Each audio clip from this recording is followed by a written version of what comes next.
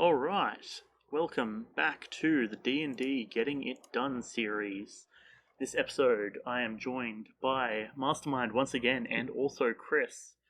Both are Hello. returning guests on the podcast.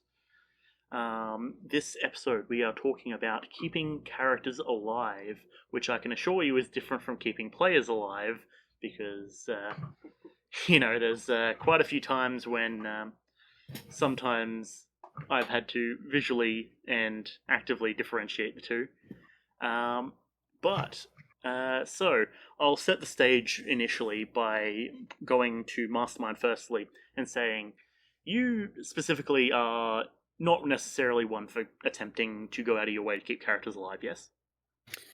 Well, I wouldn't say that. sort of.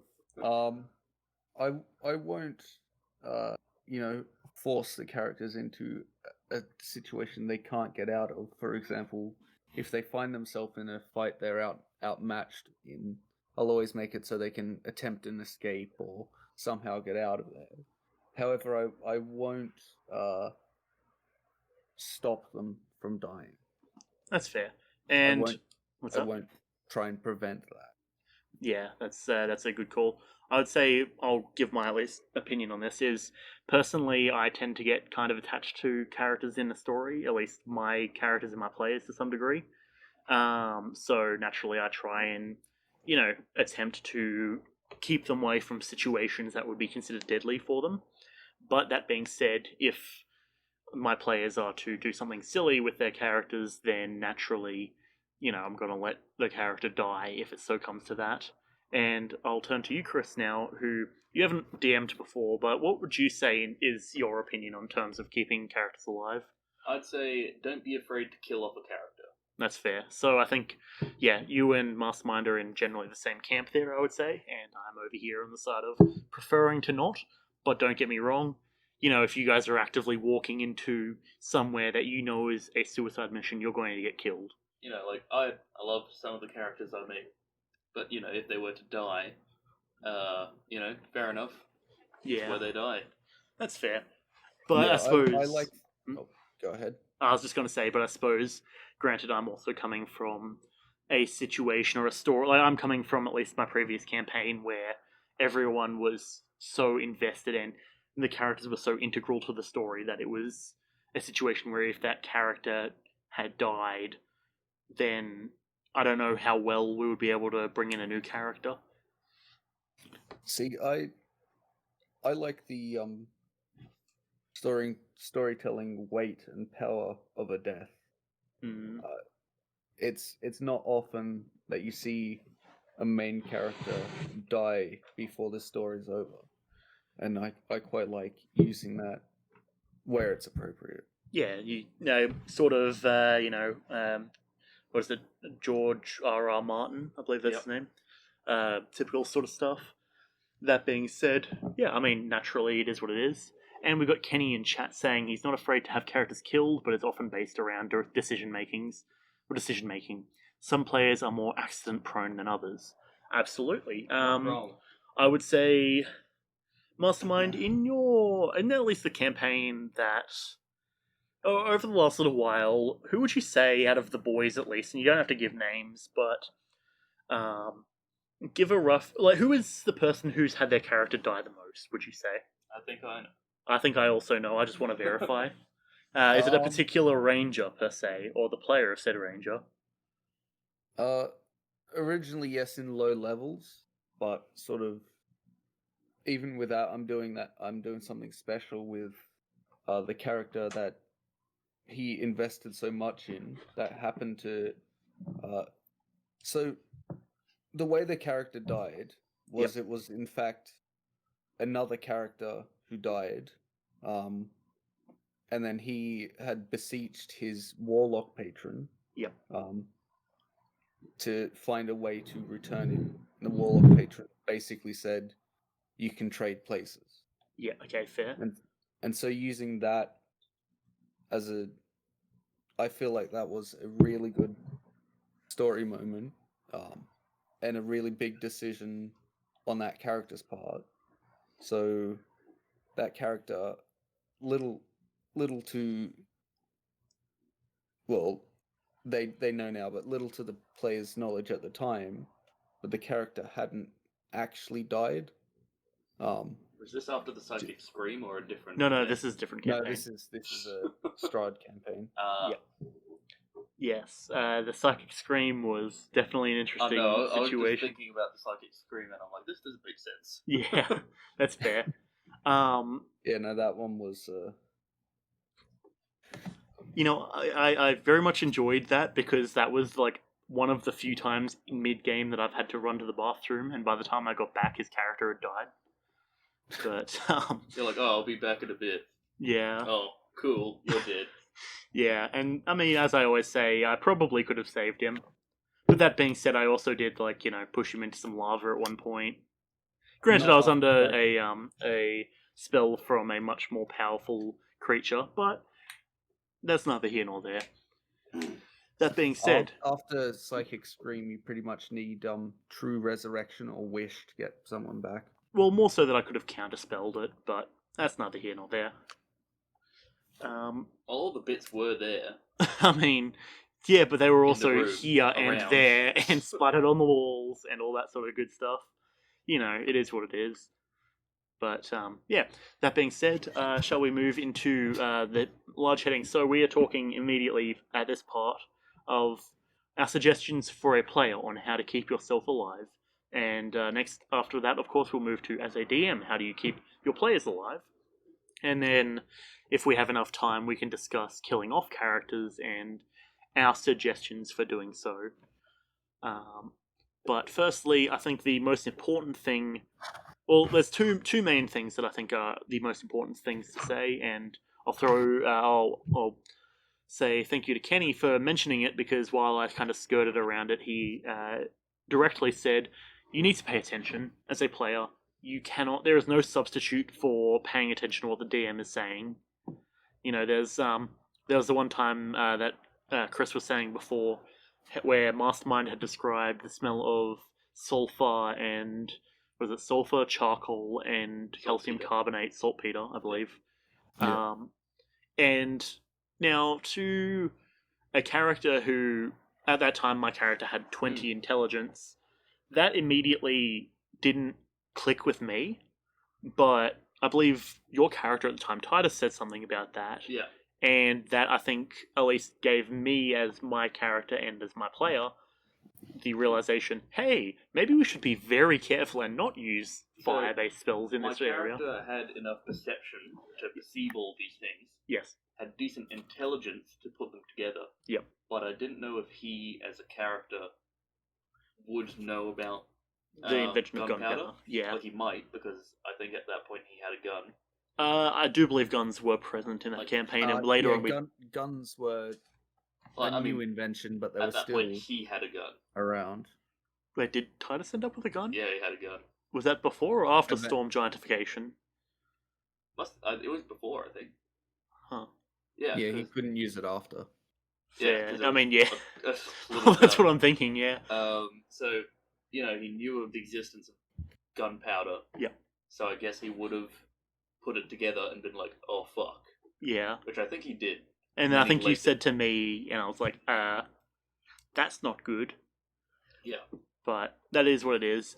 Pay attention, even if it's not situations like that where it's the DM, and as we had the discussion pre-podcast, which is where you should come to twitch.tv/JetX100, and I believe twitch.tv/Mastermind72727, so that way you can join in on the pre-podcast stream goodness. But we were discussing a bunch of different stuff, like how we describe when characters are too difficult, for example, and I'll throw it as well over to Mastermind after I describe the way I would describe something difficult. But in a circumstance, if my players came up against something difficult, I would say something along the lines of the character, depending on what, of course, they are like, it would be something along the lines of they clearly seem like they have a grasp of what they're doing. Their weapons seem to be much more polished and upkept than what yours are. They generally radiate a sense of dread to those who would be attempting to attack them. Though, I'd like to point out something that can be annoying. Yep. Is that one party member can mess this up for the whole party. Oh, definitely, absolutely. I'd like to bring up an example. Yep. Of in a different campaign I'm in. Yes. We're traveling down a road on a carriage. With a cannon mounted on the carriage. Is this the unicorn story? It's the unicorns. It is the unicorn story. Okay, cool. And there were like 3 unicorns on the road. And they're like, ugh. My character was a warlock who spoke Celestial. And I tried asking them politely to move. Yep. And they're like, ugh, why should we? And so as I'm trying to convince them, one of the other players in the party decides to fire the cannon. Which made all 3 unicorns hostile to me. Who was the closest to them, of course? I was the closest. Yeah. Then they all proceeded to gore me, then trample me. Fun stuff. That's, a fun Saturday night, sounds like. But, yeah, and then I'll also quickly read what Kenny said here. If a torchlight glows blue, there's natural gas in the area, which may explode. If a torch flickers or goes out, the air may be getting thin, and you should let an area air out, if possible, before entering. Detail-oriented adventuring. Likewise, there is another telltale that I think both Kris and I can point to, is bringing, birds? Canaries down into mines. Yep. Because canaries... What's up? Don't want to get gassed. Yep. And that, of course, is referencing both what you do in real life, but also what they do on Goblin Slayer, the show. You have that listed as well. Yeah, absolutely. It's a brilliant storytelling thing. Another thing that I do like to use is, likewise in terms of the, if you've got a small candle, using that and using the way that it moves to determine if, say you're in a cave, which way might be letting air in, for example, an opening or something along those lines. Yeah. I'd say that might require pretty easy nature or survival check. Yeah, it's more one of those things. 10 or something. Yeah. One can use all other small creatures, but the canary will often make noise before going silent. That's very true, yes. Yep. Yes, let me bring my gopher in. Gopher sounds, whatever a gopher makes, I don't really know. Hey, it's fallen asleep. Oh, no. Oh, shit. But yeah, okay, and then Mastermind, like I said before, I'll throw it to you. How would you say that you would describe a character or an enemy that would be too powerful for the team to fight? That's just an example. Well, I have different ways of doing different sort of levels of difficulty. For example, if there's a couple of weak kobolds, they might have scrappy armor and they might look a bit timid, so the players would know if they got into a fight, it'd be an easy fight. If it's roughly even, I'd say stuff like they look decently armored. Their armor's not anything special, but it's definitely well kept. If it's going to be a difficult but not necessarily dangerous encounter, I'd say something like they have extremely well-made weapons, not ornamental weapons, but well-made, well-crafted, well-kept. They look like they take a lot of care in all their items and effects. And if something's any more difficult than that, rather than using equipment, I'll use stuff like demeanor. So, for example, if their voice is a bit darker, a bit deeper, a bit more direct, that could be a sign of like a steady confidence. Yeah, I mean, I was going to say confidence is extremely important, especially if it's someone who's been in quite a lot of fights prior. Yeah, and then stuff like I feel the slow unreadied walk towards the party is a very good narrative tell for someone being probably too difficult to take on. Oh, you're approaching me? Well, I can't beat the shit out of you from over here. I've had a look at some of the monsters' stats and how they look and all that. Yep. and a lot of it doesn't really match, in my opinion. Like, have you seen the general for the Devils? I believe so. It looks like Jabba the Hutt. Yeah. And I'm like, ugh, what's this fucking thing gonna fucking do? You know, it just looks Enslave like Jabba you. the Hutt. It's like challenge rating 18. Well, keep in mind as well that that's assuming that you're using specifically monster manual type of enemies. You can easily custom build plenty of stuff. I'm just saying that it looks like, you know, it just looks like Jabba the Hutt in fine clothes, and you're like, cool, what's this fucker gonna do? But is a challenge rating 18 spellcaster. And that's the thing as well, is spellcasters, to be fair, I don't think spells are used enough. But at the same time, spellcasting can really, firstly, slow down a campaign, or combat rather, and secondly, can indicate a much bigger threat, I would say. Or even, another type of, this is a type of demon that I've read. Yep. So, it's got kind of long, spindly limbs. Yep. And, it's described as like a pack hunter. Right. So you'd be like, oh yeah, you know, like a, what, challenge rating 4?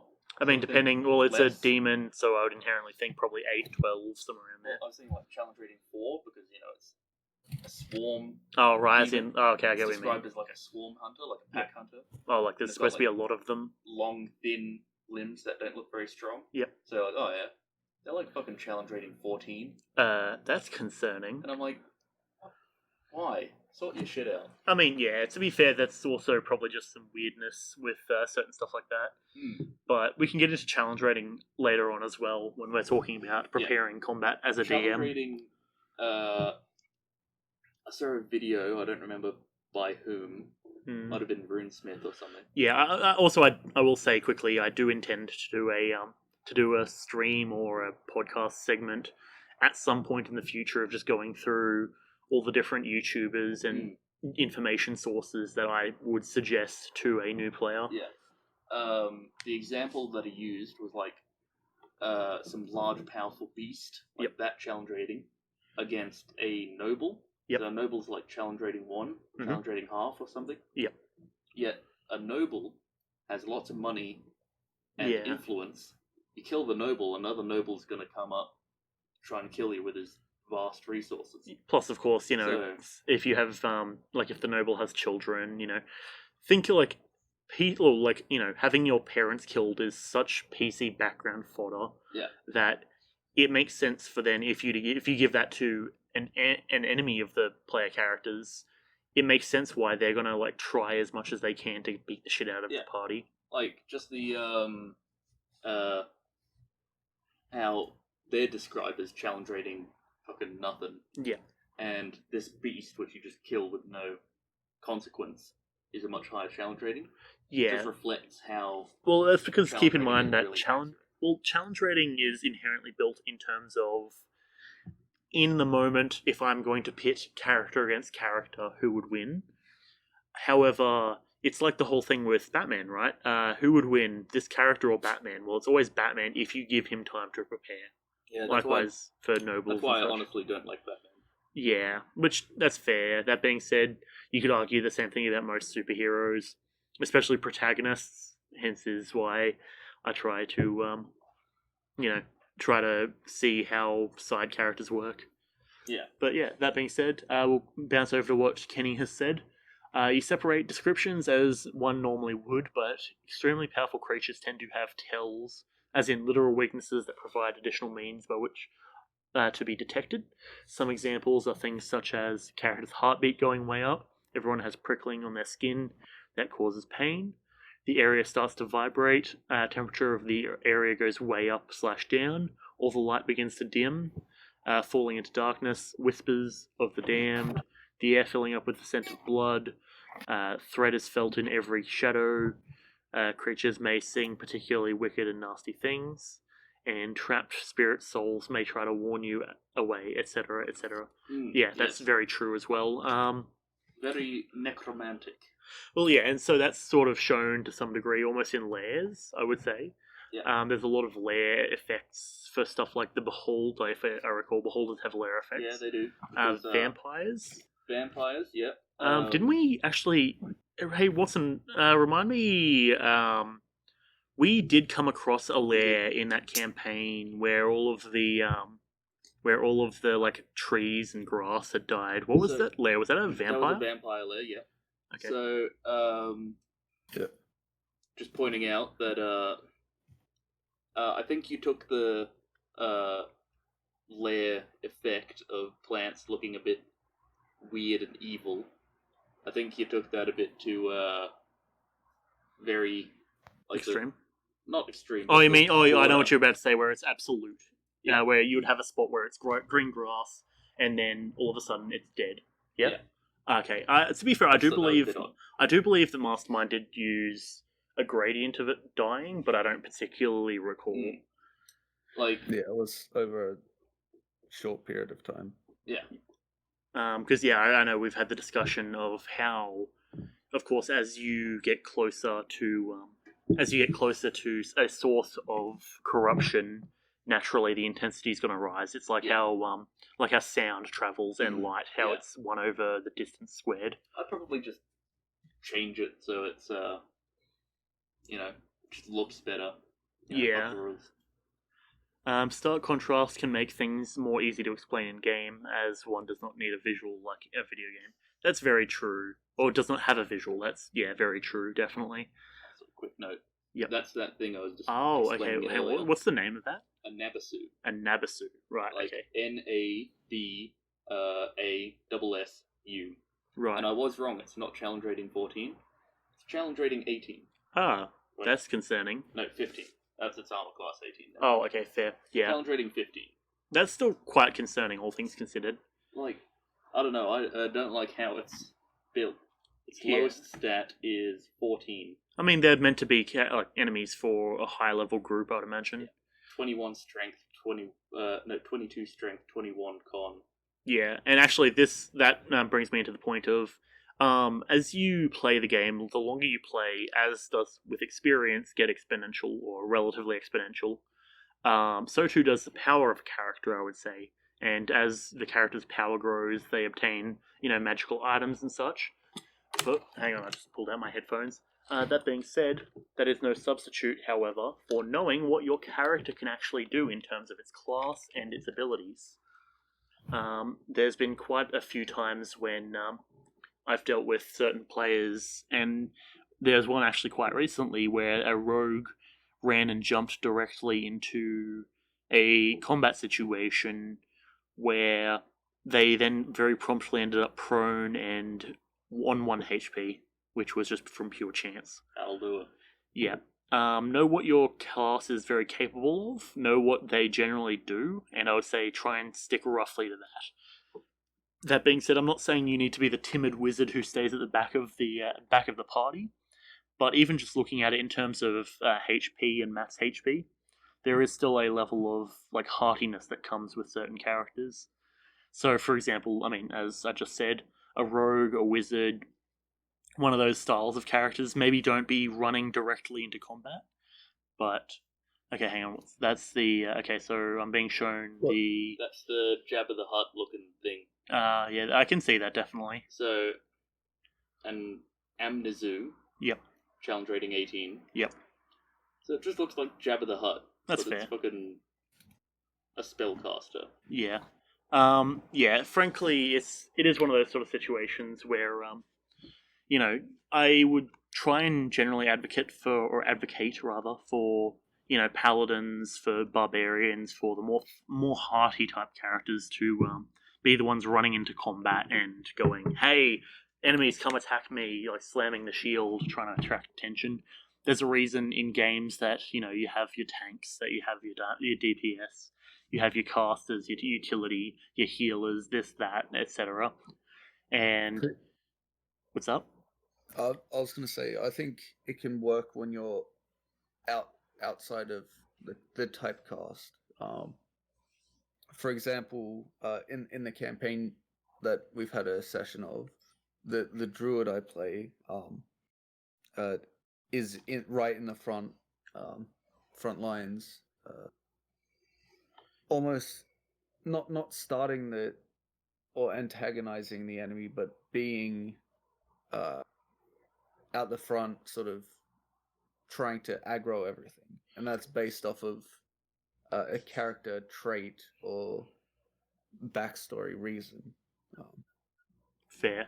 I mean, hey, if it's built properly, then I fully advocate for it. But it's more of if you're a beginner and you're coming into it not knowing what you're doing. Don't be the rogue slash wizard slash whatever who runs and tries to jump directly into battle. Yeah, Because I can almost guarantee it's not going to work. that doesn't end well. Kenny says the tropes are often strong in D&D. If everyone was using static array slash point buy, one would likely find that classes excel at certain things. Most casters are supposedly at least meant to hang back. Absolutely. And that, to be fair, if I'm not mistaken, is how the starting characters are built. Yeah, I think there's a fighter. I think that actually, I believe Wizards of the Coast made a starting, like a standard, in quotations, character. They made a starter set with 5 pre-made characters in. Oh yeah, that's what we did our first campaign with. Yes, so that's fair. And because I know at the very least there's a dwarven cleric, a human fighter, and an elven wizard. I don't recall the other two. I've got them over on my shelf, but I can't be bothered. That's fair. Kenny says that's a point of role playing. That's part of role playing a character. You're not really supposed to min max, and even when it does not make sense intellectually, a character's flaws are their flaws. If someone squishy thinks they're invincible, then they may stand in the open or right in front of everything. Absolutely, but it's a good way to end up with a dagger in the throat. Well, it's a learning experience. Yeah, and that's the thing I think is also probably worth saying up front. If you're going to play very brashly, then and it's a campaign where it's fine for characters to be killed, then sometimes it's okay to kill characters. I have written down at the bottom of our document here that sometimes you'll have a very beautiful death for a character. Sometimes you'll have a quick, dirty, painful death where they die from just a lot of bad luck in terms of the rolls. Supreme, why is one of the tags? That's just the one that because I usually just carry my tags over from my other streams. That's fine. Oh, Kenny says that's fine, or at least you don't mind character death if they survive the experience. Characters' flaws can start to be diminished or removed. Yes, and that comes into developing character arcs for characters to grow / recede. That's something we talked about on another another podcast that we did. But yeah, for the most part, what's up? That's one of the things I like about at least the characters I play. I don't try and force it on the players in my games, but I'll like to, have a character who's got a strong sense of bravado, reckons they're invincible. If they get into a fight with something that's far too powerful for them, once they flee or escape, that bravado flaw is significantly diminished, but now they have some sort of perhaps an intense fear, so they'll try and hang back as much as possible. Yeah, unless you so happen to be Kris playing a paladin going one-on-one with a barbarian in one of Mastermind's campaigns. That went so well. That was a really good session. I enjoyed that. If you recall Mastermind, that was the session. Yeah, with the big old. I don't recall what level he was. Barbarian. The Goliath barbarian. It was either the barbarian. It was. All right, so either you 1v1 with me, or you have to go up and kill this dragon. And I'm like, well, you're right here, and I kind of don't want to bother with a dragon. So, let's fucking rumble. I was level 5, and you said he was level 10, yeah? Yeah. Yeah. So a level 5 paladin fighting a level 10 barbarian. And I almost won. Yeah, to be fair, it was a very close match. I think it came down to assuming you hit one attack, because there was 2 very high AC characters going at it. I had that magic short sword at the time as well. Mm. The one that did 1d6 slashing and another d6 necrotic.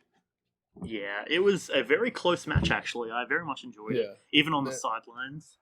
The reason for that was I thought about making it a unarmed combat, but then that would detract from the overall point of the combat.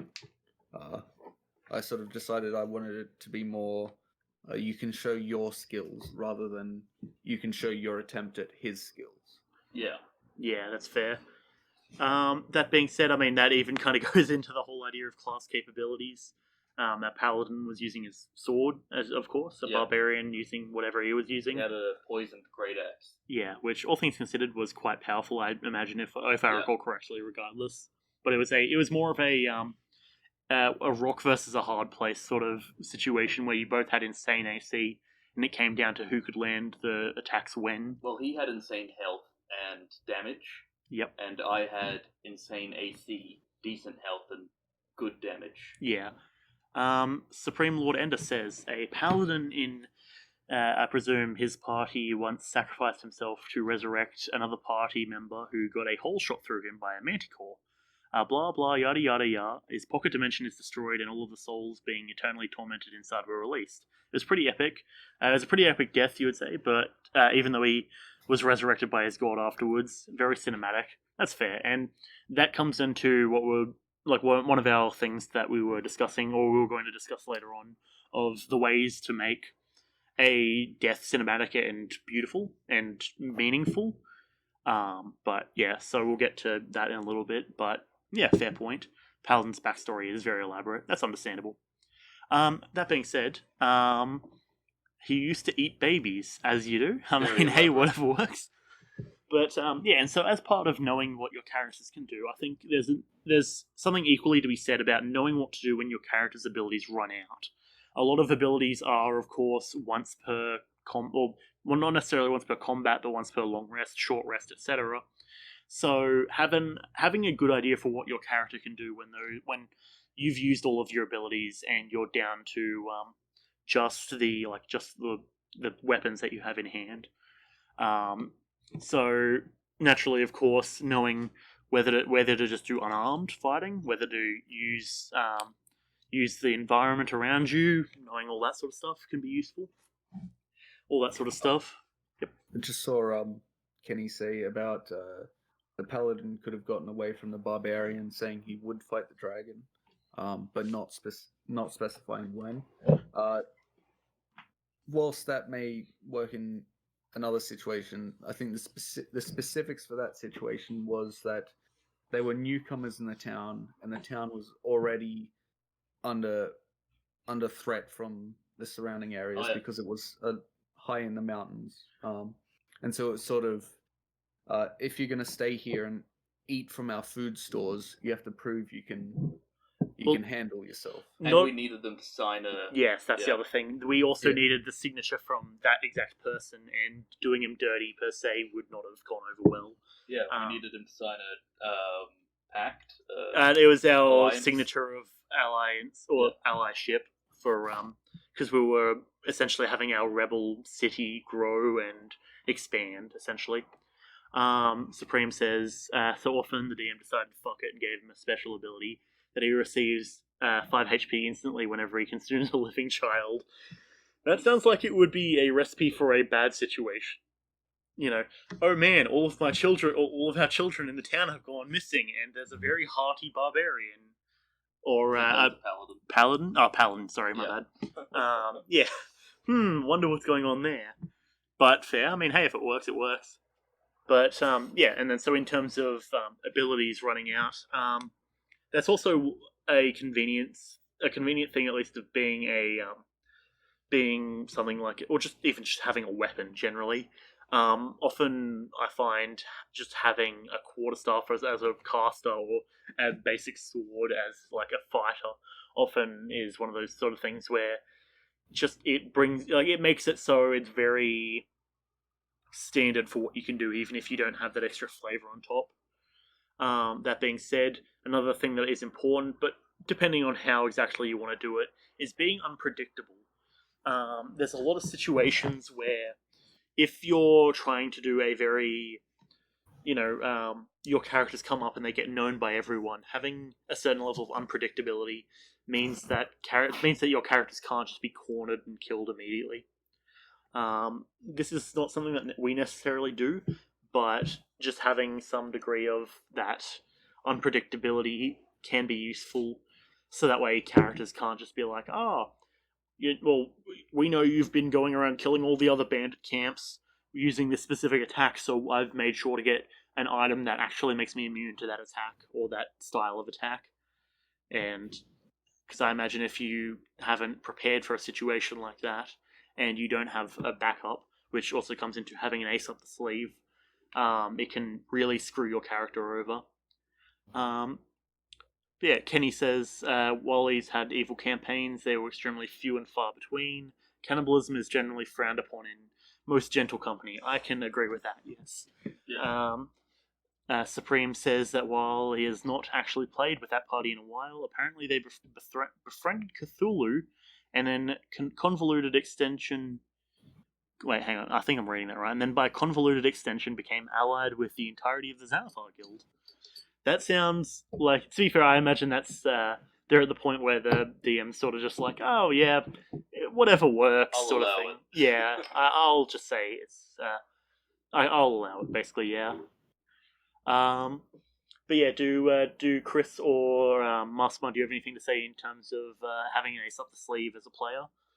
I think it can be helpful, but talking from a DM standpoint, Yep. if you're just constantly bringing up some sort of thing from out of nowhere,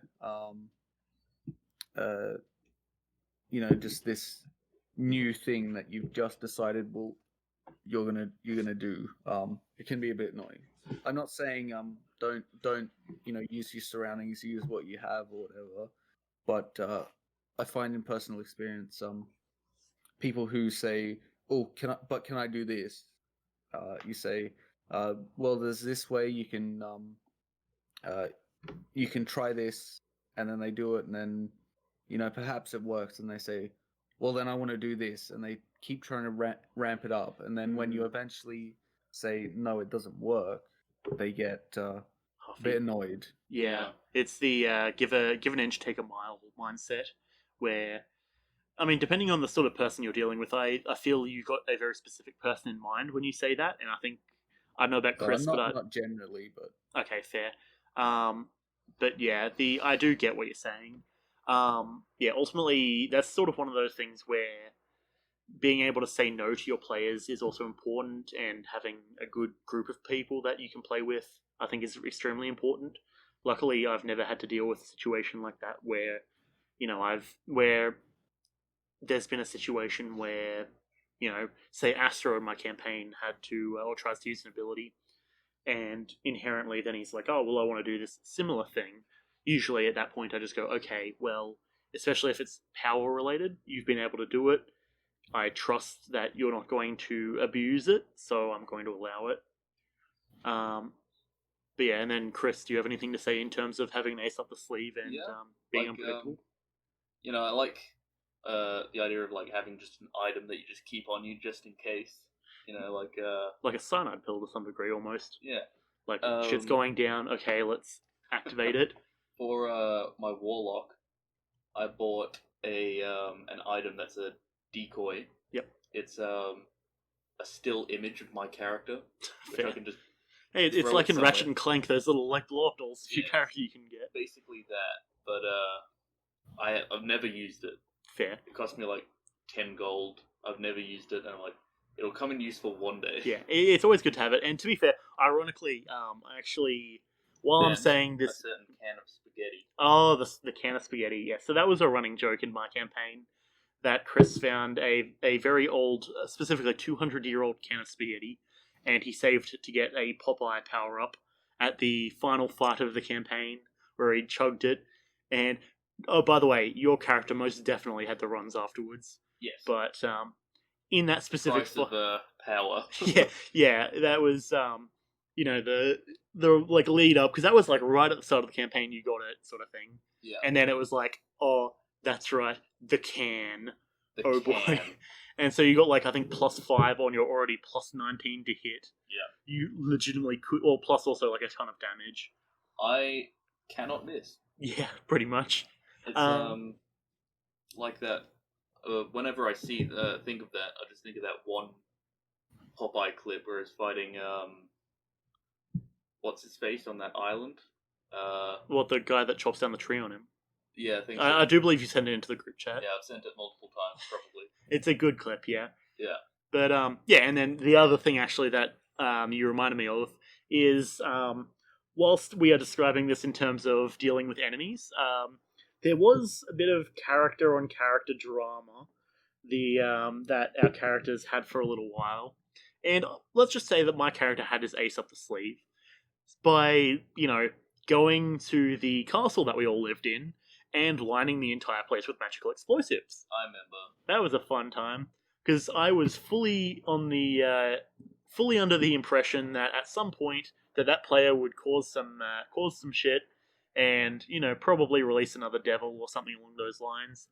And my character wanted to be ready to be able to go, okay, well, let's just remove this castle from the map for a bit and just replace it with a crater. And so that was something that we did. No, I like how you took his money as well. Oh yeah, I was the treasurer. He was talking mad shit on me being the treasurer of our castle. Like, alright, you fucking money nerd. Yeah, okay. Guess what? Time for you to regret that. Embezzlement time. Now, not only that, but I'll also top it up by saying in that specific campaign, I did also make sure that everyone was on my payroll. So the entire R&D department, the entire war faction that we had, the entire army and everything, were all on my payroll because I'm the treasurer. So I'm like, oh yeah, I'll slip you a bit of extra cash, but you extra cash, making sure everyone's all good and going to be on my side if things went to shit. And well, whilst on one hand you might call me a shitty player for that, I very much enjoyed it. It was fun. It was a good meme. It was Never one of those. Used, but just in case. Yeah. It was one of those things where naturally, I understood that, and maybe this is me honking my own horn per se, but I understood that particular character had the tendency and the ability to cause some big issues. So I wanted to make sure that if I needed to have that ace up the sleeve, I could do so. That being said, we'll go over to the chat for a quick second. We're going to read through where we've left off. Kenny says that all of his intelligent villains play intelligently. If you do the same thing all the time, they will certainly learn what you do and prepare. Information gathering is extremely important, as well as denying enemy information. Absolutely. And that's something I would generally very much support, yes. Supreme agrees with that by saying that it would definitely catch up with them. Kenny returns with, it does cost resources, however, and there's often time limits. All characters should have an emergency resources, if at all possible. And frankly, honestly, that I won't get too far into it, but I've also learnt that that's something that you should do in real life as well. Having a supply of, oh no, I need to bail situation, even if it's just money, etc. Canned food, yeah. No, I'm not saying become a prepper, but I'm just saying. I am. Okay. Yeah, I mean, I'm saying more that have that extra store of cash of a couple hundred if you need to, if you get in a car crash or if this happens or that happens or whatever. Yeah, there's been what's up? There's been a couple of times in real life where I've been happy to have had a bit squirreled away. Definitely. So if it works in real life, why wouldn't it work in game? Especially Invest in gold. Oh yeah, especially if in game specifically, it's literally life or death. Invest in gold, canned food, and ammunition. Fair. I'm sure that. Well, I mean, you can't really do that unless you get the license down here in Australia, but it is what it is. Supreme says, in a more recent campaign, he convinced the DM to let him play as an anime cat girl. Oh no, that hurts me a little bit. Though that being said, I did help. Because has wares if you have coin. I mean, yeah. Actually, I was going to make a comment, but I won't on one of the backgrounds of one of the characters in the campaign that I was running. I don't know if it would continue, but for the sake of if it does continue, I'll hold off on it. But Kenny does say it is better to have it, not need it, than to need it and not have it. Absolutely correct, definitely. Okay, now I think the next important point that we should bring up is that you should understand how to work together as a party. And that's something that, while we talk about rough, roles that characters play, I do think it is important to understand what your party dynamic is and how to work with it. In my campaign that I ran recently, the whole hero one, the 2-year one, ironically, there wasn't necessarily a party dynamic in terms of needing a healer and a caster and this and that, since everyone basically had similar abilities. But there's still a party dynamic in terms of character and his players as well, given that we're all friends, where you have two of the characters, Astro and Kana, who could restrain enemies. You had Wolfgang, you had Canium, who could go in there and deal high damage real quick. And then, to some degree, later on, Sal, when he joined, he also added to the high damage real quick sort of situation. So that was the dynamic that happened in that certain campaign. But it is important to communicate with your players, communicate with the other people around the table, and be able to say, hey, if we don't get our shit together, we may die here in terms of our characters. Can you do this thing when I ask you to, or can you prepare for this thing to happen and be ready for it? That being said, if you can't work as a team, well, why are you a party? That is what it is. It's okay to have some party stress in terms of character development, but if it comes to the point of, okay, well, why are you staying at the party? Then maybe you should consider maybe retiring some of those characters or getting to a position where you can return to an actual cohesive party state. Mastermind, do you have any comment to add on that? Or, I don't know if he's dipped out. Okay, Kris, do you have anything to say on that? So, teamwork makes the dream work. Definitely. The team that snoozes together doesn't lose. Wait.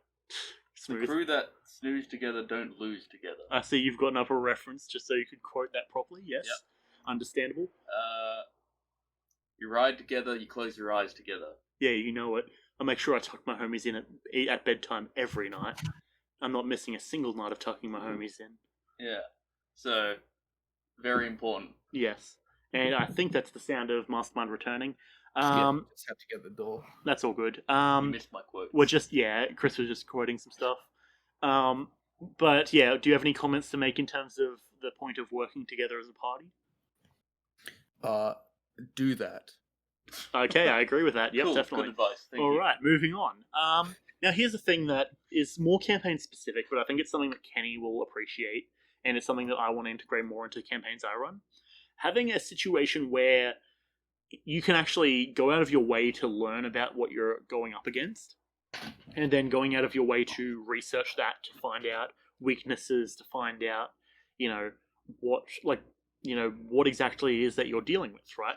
There's been a few times where I just know for my character, I've just walked in blindly, not knowing what to expect, because that's just the campaign style that we've been in. I know Matt tends to run a few of those styles of campaigns where he's basically like, here is, get this place, go figure it out, go do that stuff yourself. You'll figure it out. Yeah, and while that's good for a certain style of campaign, that can be negative if you're not competent in terms of having someone who could scout in and find out stuff. I'd like to point out, if you're doing a more Witcher-style homebrew, definitely important. Because I've seen the way you make a Witcher-style homebrew. Yep.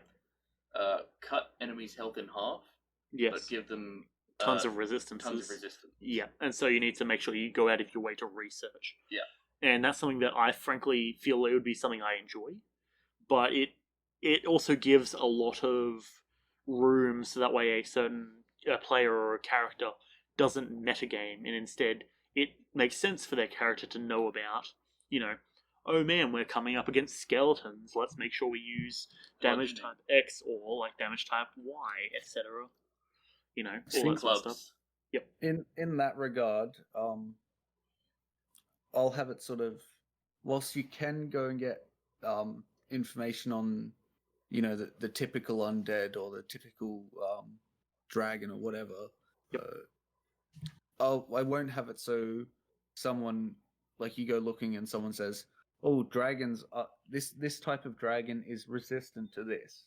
It'd be more story involved. Yeah. So saying, just off the top of my head, saying something like, the last time our village tried to hunt it, the fire on our torches seemed to not bother it. Yeah, or Yeah. something along the lines of maybe lightning struck at it through during said hunt, and the lightning seemed to startle it and wound it almost. Yeah, Mad Max actually does pretty well at that. You Fair. can find, like, the game. Yeah, not yeah. The movies. You can find scouts around the wasteland. Yep. They tell you about the big boss enemies. Yep. And they say stuff like, we've noticed that whenever there's a fire around, he always steers well clear of it. Yeah, Stuff like that. absolutely. And actually, to be fair, a throwback to one of the games I've been personally streaming, Paper Mario Thousand Year Door. The first boss in it, they only do it for the first boss, but they say pretty early in the game, as you're coming up to the first dragon, they say, oh, you know, of course, since it's a game generally probably for a younger audience, they go, oh, this dragon hates the sounds of animals that start with CR and end in icket, like cricket, and it's like, okay, cool. Then later on you find a modifier for your weapons called a badge that changes the audio of your weapons to a cricket sound, and naturally that, like, when you bring that up, I'm pretty sure that halves the enemy's health or damage or something along those lines. I always just do it instinctually. I've never actually faced it without that thing, like without the badge, but stuff like that I always enjoy. Kenny says that his low magic setting takes advantage of resistances and immunities a lot. Major classes are alchemists and cultivators, and knowing how to fight what you're fighting is really important. You really like the Van Helsing monster hunter trope. Yeah, absolutely. Van Helsing is, like, even just that idea of knowledge is power is extremely useful, especially I'd like if you're to doing a point long out- campaign. Yep, The Monster Hunters kit is underappreciated. fair. To be fair, I don't actually know what the Monster Hunters kit does. Like a stake, a hammer, an iron mirror. What class manacles. gets that? No class gets it. It's Okay. a background. You get it if you're like a haunted one or something. Oh, fair. Yeah, I haven't played any haunted ones. Yeah, I've played a haunted one occasionally. Very rare because I'm not an edgy individual. Yeah. But, I mean, I don't think any of us really are. But it's actually a decent kit. Yeah, that's fair. I'll look it up. Yep, okay. Kenny says that he also thinks treasure gathered is far more interesting when you're cutting apart monsters and beasts and sourcing them for both money and magic artificing. Yeah, absolutely. I very much enjoy finding like different gems and such that you can implement into your weapons to give them certain effects.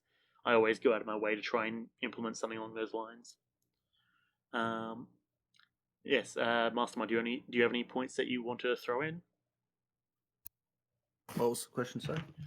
In terms of doing research on certain enemies, I know you put the comment on the dragon before, but in my opinion, if the players know in advance who they're going up against, as in a big bad, yep, they should be doing research. Yeah, that's fair. And frankly, I mean, it's not too often where you're just rocking up and fighting a big bad without knowing exactly who it is anyways. Yeah, like sometimes, and I've done it with the Pirates campaign I'm running, yep, is I'll have, it was sort of the prologue of the campaign, but it was an introduction fight with the first arc big bad. Yep. They were both on ships, and basically the players started out not really knowing much about the big bad. The big bad comes and decimates them. They end up surviving, but at that point there is not only motivation to search for this person again, but also motivation to say, well, hang on, he decimated us this one time. Mm-hmm. Yeah, it is one of those sort of situations where generally, that comes down to, I think, as well, making sure that there's enough push for players to go out of their way. But there's a lot of times in certain campaigns where I've just not known that going and trying to find that sort of information is an option. And I'm not going to call out who it was. He's not in the call at the moment. I was hoping he would be here because have a slight couple of roasts for him, but he is the sort of DM who, when you go and say, "Hey, I want to find some information on this boss or on this person that we're going up against," that either he would skim over it or he'll just go, "Oh yeah, this person doesn't know anything. This person doesn't know anything. This person doesn't know anything," sort of thing. Even if you're talking, and to be fair, there was one person who should have known something, and we were asking them, and he just kind of went, "Yeah, no, I'm not going to tell you anything," even though we've very clearly had interactions with the boss, and we want to be more aware of what we're doing. Kenny says, since he has most stuff sourcing specific things for power, you can tell what to prioritize regularly depending on that. Metal, for example, you might want to use to cut away the lungs. It's often important for processing that element. A creature will often have tells on them that allow you to indicate what they are either by sight or at least when you use their abilities. A tiger with skin made of a metal-like plate is probably going to be metal aligned. That's true, and I feel I should also probably state the background to that is Kenny is building a campaign that is very, I want to say Avatar styled, but I know Avatar and the idea of like your elements where you have metal, water, air, fire, and Well, so the 4 main ones. well, no, I'm talking because Avatar does go back to I think there's 5 root elements in like typical Chinese kind of mythology along that style. Yeah, I do believe. It's okay. Yeah, there it is. Earth, fire, metal, water, and wood. Yeah. In a more subtle fashion, a snake that spits metal pins is also going to be metal aligned. Yeah, absolutely. And I mean, being able to adjust what you do to address those certain things is important. I found the Monster Hunters pack, by the way. Yep. It has a chest, a crowbar, a hammer, 3 wooden stakes, a holy symbol, flask of holy water, set of manacles, steel mirror, flask of oil, tinderbox, and 3 torches. That's fair. There's quite a few things there that I could see being useful. Throwing a flask of oil onto an enemy that you're about to set on fire and stuff like that. Manacles don't have a save or a check or anything. Don't they? Nope. Boom. You got. You just Well, okay. it's, Fair. it's more of a. It's the same way as like trying to tie someone up with a rope. You have to sort of incapacitate them first. That's fair. That does make sense, though. I imagine that would be quite useful. Yeah, it's the main thing about manacles is it's very hard to get out of. Maybe I should invest in manacles in the next campaign I play. Damn. So, can bind a small or medium creature. Escaping the manacles requires a successful DC 20 Dex check or a DC 20 Strength check. DC 20, so that's pretty solid, all things considered. Yep. Or you Very can use hard to get out of. DC 15 Dex check if you have Thieves' Tools. Right, which I'm going to guess most average people probably don't. Yeah. Also, is that you can only try once per hour, or is that like once and you're done? It's an action, I guess. So Yeah, what, you can it's just like trying to pick a lock. Right, okay, so assuming that you don't break the lock, you should be right. Oh, and it does only have 15 HP. Oh, okay, so assuming that you can like break it. So either you get your rogue to unpick his and then go around picking everyone's, or you get your barbarian to swing an axe at someone's, Hands. something like that. Hang on a second, wasn't there a specific point in a... Actually, were you there for that, where we were in Matt's campaign, and he had us all bound in a cage? Maybe. Okay, because that would have been useful to have known that manacles have 15 HP. Yeah, just hit him. Smack him against the rocks, it's fine. Yeah, that's like 1 damage. Yeah, just do that 15 times. Bang, bang, bang, bang, bang, bang, bang, now you're out, sort of thing. Well, that'd be 1 Well, damage that's the thing strength, of a DM going and putting the players in a situation that the characters aren't sure on, and then it's even better when the players aren't sure on it. Yeah, it was one of those sort of things where I always, at least, will give the preface to that by saying he is a relatively new DM, but it was one of those situations where we were put in a cage and he didn't give us any way out, and then he was like, okay, well, here comes your knight in shining armor, it's NPC, whatever his name was, riding into... DM NPC. Yeah, DM NPC to come in and help you guys Or out. DMPC, rather. Yeah.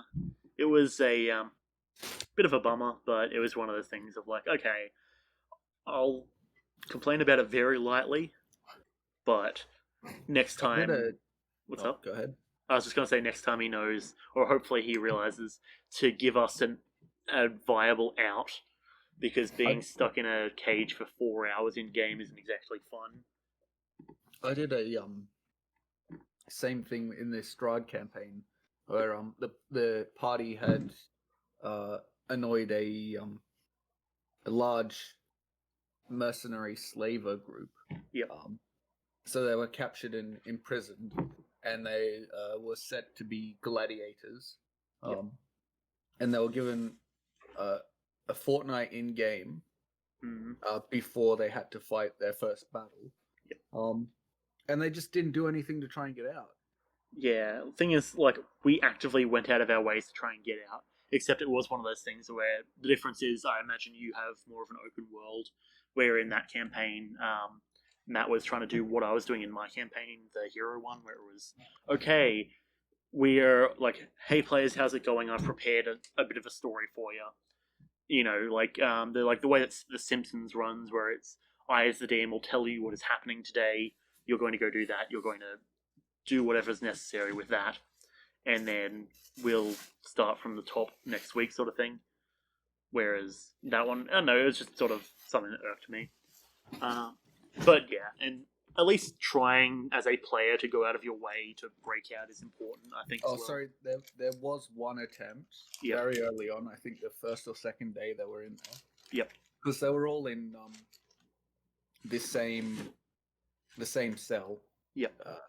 So there was 4 cells with 6 people in. Yep. And I put the party all in one cell. Yep.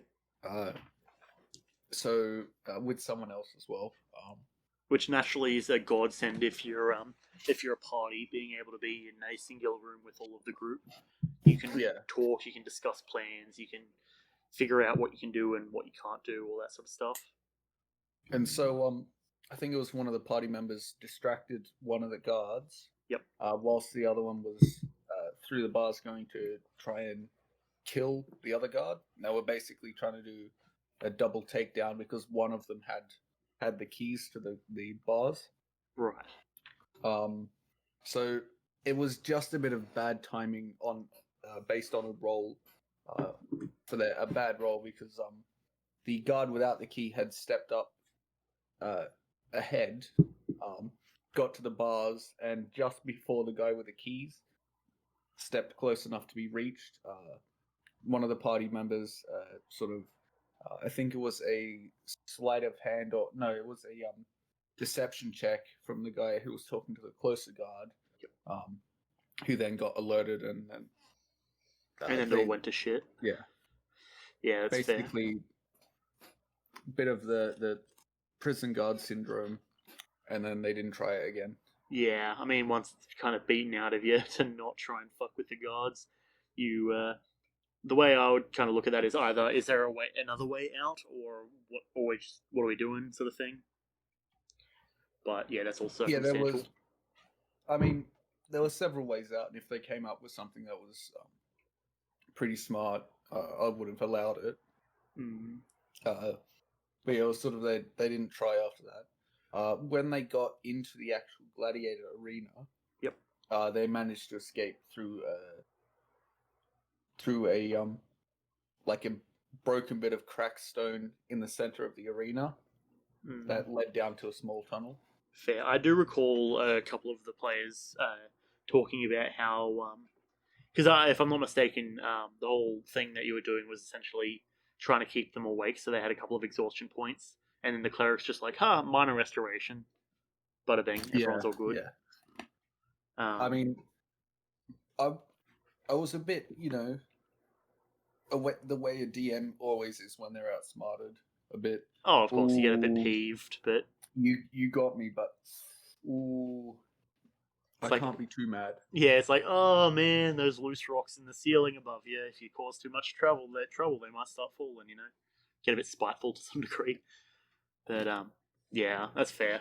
We'll quickly bounce over to what Kenny's saying in the chat. One of the best manacles that he has seen were made unique. Whereas in a novel made for werewolves, not only was the collar for the neck silver, but the collar had an open lining inside with a silver garrote. You would have made it so a handle on the end of the leash area would allow you to pull the garrote tight. But even without that, if anyone tried to transform, their head just pops off. That's fair. Manacles covered neck and both wrists and had a leash section around the collar. And then later he says, spells often make things far too simple. That's true as well, and I presume why you're building a low magic setting. Yeah. Oh, So- that's one thing about the thing I was talking about. Whilst they were in the cells or bound in the restraints they were given, magic just didn't work. Yeah, that's fair. Yeah. That includes spells, racial traits, stuff like that. That's something I'd like to point out as well with the silver on werewolves thing. Like, for stat-wise, in D&D, I don't think werewolves are actually weak to silver. Are they No, not? they're just They're not not. resistant. Which, Yeah, I don't know. I don't like that. that's fair.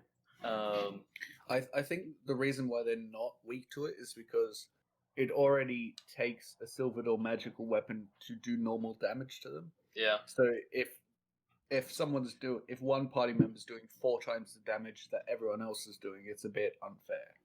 Yeah. That's fair. But silver, though, it makes sense. Yeah. Oh yeah, if they weren't weak to other things, silver would make more sense. Yeah. Like, I don't think they are. I'm not particularly weak too sure of the to stats. anything. Kenny says, as part of the rehaul, he has made many spells that would just look people away from, or lock people away from many useful things. Guards often have detection abilities, and PCs captured would be restrained and watched if they can cast. Yeah, absolutely. It makes sense that, if you're going to be training up guards that have some basic level of magic, that you're going to use that magic to your advantage. Something that is in The Witcher, they have an element called Dimeridium. Yeah. And that's just a anti-magic. Yeah, it's like your magic metal. kryptonite sort of stuff. So, like it interferes with nearby magic. Hello, dog. Hello, Dash. My dog has just entered the room. Hey, oi, can you move away from the mic, please? Oi, up. So, like magical equipment can be interfered with if Dimeridium is nearby. Make Dimeridium bombs. Okay, thanks, Dash. Sit. Sit your head. You can make Dimeridium bombs, which will affect creatures hit by it. Give me a moment, I'll just quickly close the door. Shackles as well, like manacles, so that'll prevent people from casting or doing any ability that they have. So yeah, I think that's a good addition to. Oi, Dash, come on. Yeah, it's a good addition. I like it. Recently in the Stride campaign, I've introduced a material. Basically, it's a type of an obsidian that's partially transparent, and it deflects magic really, really well. But if you coat it, you can coat it to your regular armor, or make it into armor. However, it'll protect you against magic, but like any other glass, as soon as you hit it with a hard enough weapon, it just breaks. That's fair. Kenny says, for a low magic, negating specific things often takes specific products, but normally powers are done in bunches/kits. So well-resourced areas will have prisons, which at least cover the most normal magic powers. If most people in that area can source fire, then the building cells restraints. Guards have to be protected from fire, absolutely. Likewise, making sure that you have a way to stop, wizards from just being able to misty step out of the area. That sort of stuff. From bit of research I did very quickly just then. Yep. Salt and iron is often thought of as being an anti-magical material. Salt and also iron? Salt and also iron. Huh, that's odd, given that you would imagine iron being pretty standard for a weapon. Yeah, so that would make magical weapons out of just iron innately difficult to make. True, that does make sense. Okay, that being said, if cold iron, yeah, that makes sense. Yeah. Okay, that being said, if we have no more points to make in terms of keeping characters alive as a player, we can move into as a DM how we would keep characters alive. That was a tangent and a half. Yeah, we went on a bit of a tangent, but it is what it is. World building and magic and materials. Yeah. Okay. No, I'm guessing no one's stopping us from moving to wanting to talk as a DM. No. What's up? I think I'll start with my forward as a DM, keeping player characters alive. Yep. I wouldn't necessarily. That's fair. Whereas personally, I'm more on the side of, I prefer to not have them die, but if they do something stupid, then I will kill them. So of course this is a bit of a shorter section, but naturally as a DM, go out of your way to understand how combat, challenge rating, and enemies work. This is where I was going to do my slight little jab to Matt, because he has a tendency, or at least he used to not understand challenge rating. He used to think that challenge rating was, or was it the level? No, it's I think the total level of the party. Yeah. So he threw a challenge rating for Shambling threw Mound. a Shambling Mound at us, and it was like 3 of us at level 1 or 2 or 1, yeah, somewhere around there. It was fucked. It was a losing battle. It You're was like a wizard or something, and you're like, yeah, I lightning. was playing my sorcerer because I got restrained, and what I did was that I used my subtle casting to either Thunderwave or Fireball myself out, because I was under the presumption if I didn't get out, I was going to die regardless. So yeah, the thing I find with CR in particular is it's not consistent. Yeah, that's true, and it's So also one CR8 creature will hold no stand against another CR8 creature, simply because it's not a well worked mathematical formula. It's sort of just, well, they have X ability that boosts it by 1, they have Y ability that reduces by half, etc. Yeah, So I don't think it works. My point on this, which I pointed out last stream. Yep. Quicklings. Yeah, absolutely. Quicklings are horrible. Fuck 120 quicklings. movement speed. Yeah, no, it's going to be a yucks from Have me. you read what quicklings do? I'm guessing that's to Mastermind. They're fucked. They're challenge rating 1. They've got 120 speed, 24 dex. Which means passively +7 to dex-based attacks, which you know that they're using. They've got +8, so it's Well, not plus 24 then. 12. No, it's +7, but also probably +1 for proficiency. Oh yeah, true. Well, no, I think it is +8 because they have they deal +8. So they make 3 dagger attacks, which is 1d4 per attack. But So 1d4 total +8. Well, yeah, so total 3, or minimum 3 rather, total 12.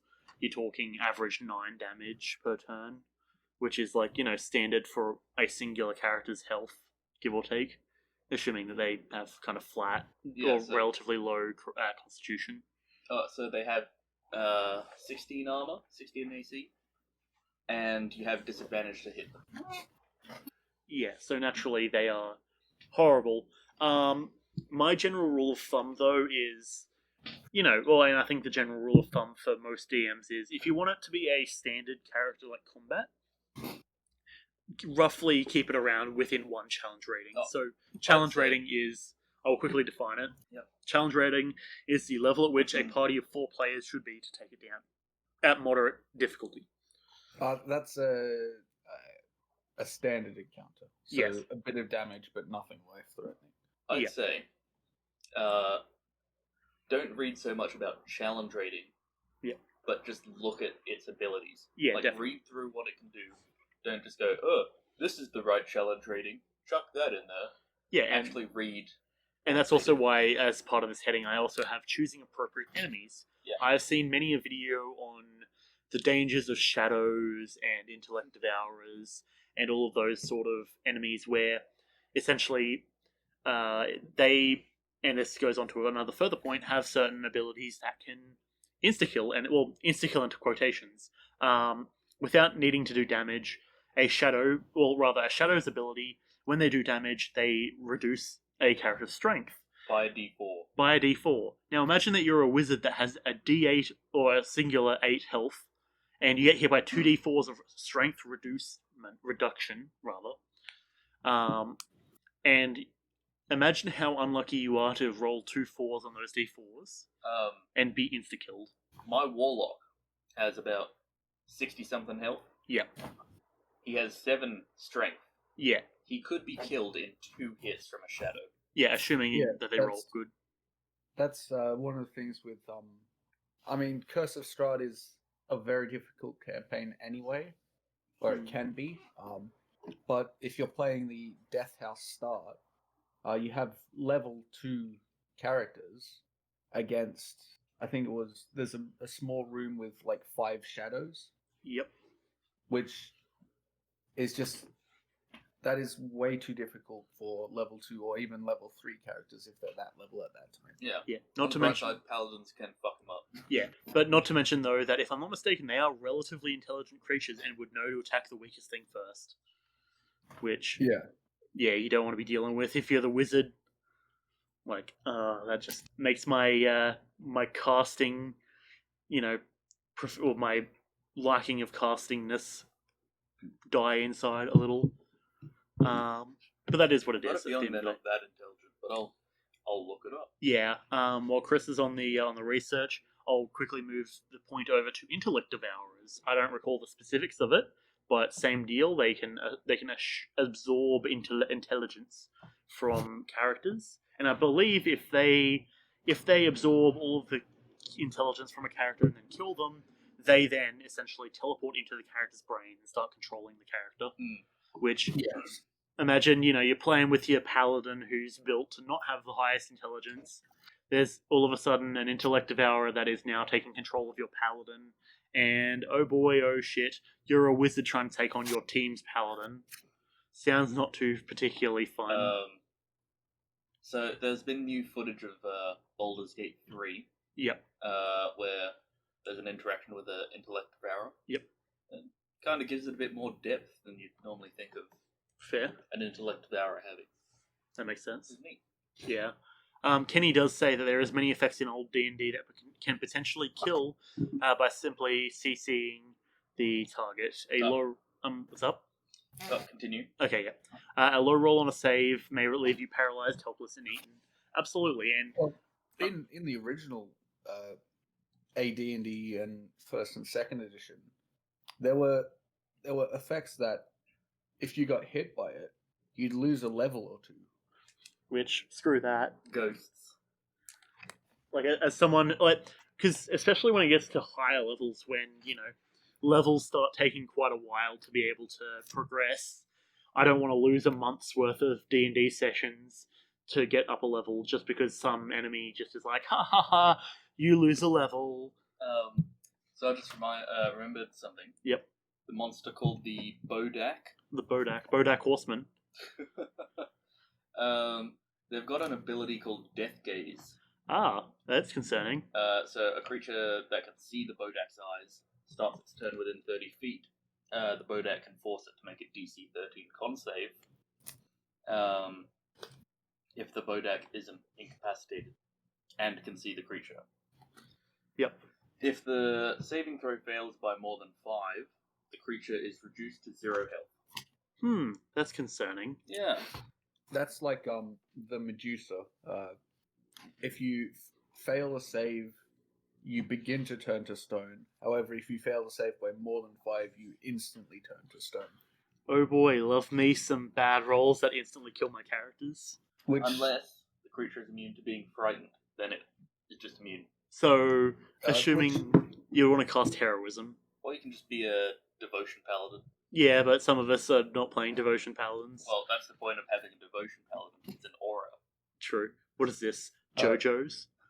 So, on that, actually, the players in one of the campaigns recently, they came across, for story reasons, a couple of their quests, their personal quests, aligned to a specific location.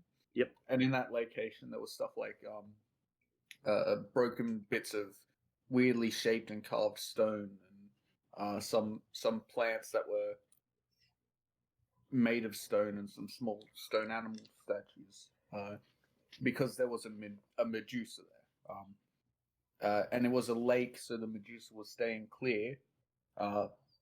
However, through clever plays, one of the players managed to trick the Medusa into turning around and staring at the lake, who then rolled her save but failed by more than 5 and Oof. immediately turned to stone. Fair. That makes sense. That Sounds like some traditional Perseus. mythology type stuff. Was it Perseus? I don't recall. I think it might have been Perseus. Yeah. That's fair. But something I thought would be an interesting fodder enemy. Yep. I don't know if that's the right term. I mean, yeah, Or, fodder, cannon fodder, yeah, minion type stuff. Minion for a Medusa. Yep. Would be a stone cursed. A stone curse. Yeah. Fair. So when you're petrified, yep. You're not actually killed. Yes, you're just frozen. So something that someone could do is perform an alchemical ritual. Yep. Which will kill the person inside, but turn them into a monster. Fair enough. So they've only got like 10 feet, 5 feet of movement, sort of thing. Yeah. But they've got claws that if they hit you, they can petrify you as well. Ah, fantastic. Love that sort of stuff. So they just look like statues or, paralyzed people. Yeah. So if you get near them, they just bah. Fair. And, Which, given that, you'd probably want to be investigating whatever it is that has happened there. Good way to get yourself in a bad position. Yeah. There also is something that I would probably point out as well. Yep. I doubt they would be friendly to the Medusa. Fair. Yeah, that does make sense. So they could. Given it is also presumably a creature formed by formed boiling with malice from the Medusa that put him in that state. I haven't read the description in a while, but it's interesting. Yeah. Okay, we'll bounce over to what Kenny's saying. He helped a GM a while ago make an encounter with a ghost that could phase through walls and had a touch attack while being intelligent. He had it inhabit an in-building and set traps, but it was phasing through the walls, floor, and ceiling, and just touched a creature before leaving immediately. When chased, it would run the PCs through all the trapped areas. It was fun, but the GM had to tone it down, or there might have been a full TPK, or at least several characters dying. Anything that has certain abilities plus intelligence is inherently disgusting. And in terms of what you're talking about, Chris, I believe that was what he said in terms of basically a gargoyle with stone claw strikes. Gargoyles are also weird. Yeah. Because I thought they'd be constructs, Aren't also gargoyles technically the things that they stand on? Kinda, sorta. Yeah, because I remember that was some bastardization where the gargoyle was actually the little pillar bit that it stands on rather than the... People often mix up a gargoyle and a grotesque. Grotesque, that's the one, yep. A gargoyle is a chute that water comes out of. If you think about modern houses, we've got gutters, and then the gutter goes down a pipe to the side of the house. Yes. So what a gargoyle is they have the gutters going along, but instead of a pipe coming out, it's just a chute that goes away from the building. It's a little, building piss hole. Yes. Okay, fair. And a grotesque is the statues. Yeah, okay, fair. The source of the confusion is when they started making fancy gargoyles. Right, that's fair. Where, the water shoots out the mouth or something. That does make sense, yeah. So I thought in D&D, gargoyles would be constructs. Yep. And I thought it was weird that they're actually elementals. That is quite odd, yes. But then, reading into the history of it, the lore, yep, which I'd highly recommend whenever you put a creature into a try and understand its lore. So they're not creatures that look like statues. Yes. People make statues to look like gargoyles. Ugh. Or technically grotesques, yes. Yeah. They make the statues to scare people off. Right, that's fair. So gargoyles the gargoyle creatures are spawned from the Tao like the Lord of the. The Greedy Dow. Yeah. That's the one. That's the face that we were fighting in Matt's campaign. It's actually a type of genie. A genie. Yeah. That's fair. So a genie lord. That does Spawned make from sense. a genie lord or something. Fair. And I mean, I think we can boil essentially this whole tangent down to know what you're throwing in terms of enemies, both in terms of their lore, in terms of their abilities. Read what they do, where you find them. Yes, Because in another campaign we had Stone Cursed thrown at us. Yeah, in the wrong kind of situation. that's fair. They were just animated statues, which I'm like, that's not quite true, but Yeah, I mean, hell, I'm even quite one for messing up quite often. I've thrown dark mantles, I believe they're called, the little squids that sit on the ceiling, just dropping on people. Yeah. Where technically I believe they are from a different plane. I believe it's a Shadowfell. Dark Mantles. Yeah, I think they're from the Underdark, aren't they? Yeah. that might be it. The Underdark. Yeah, I don't particularly recall. It's been a while since I've But, looked at but this the stuff. Underdark isn't a separate plane. It's just a different place. Yeah, whereas I was Caves. just putting them in caves.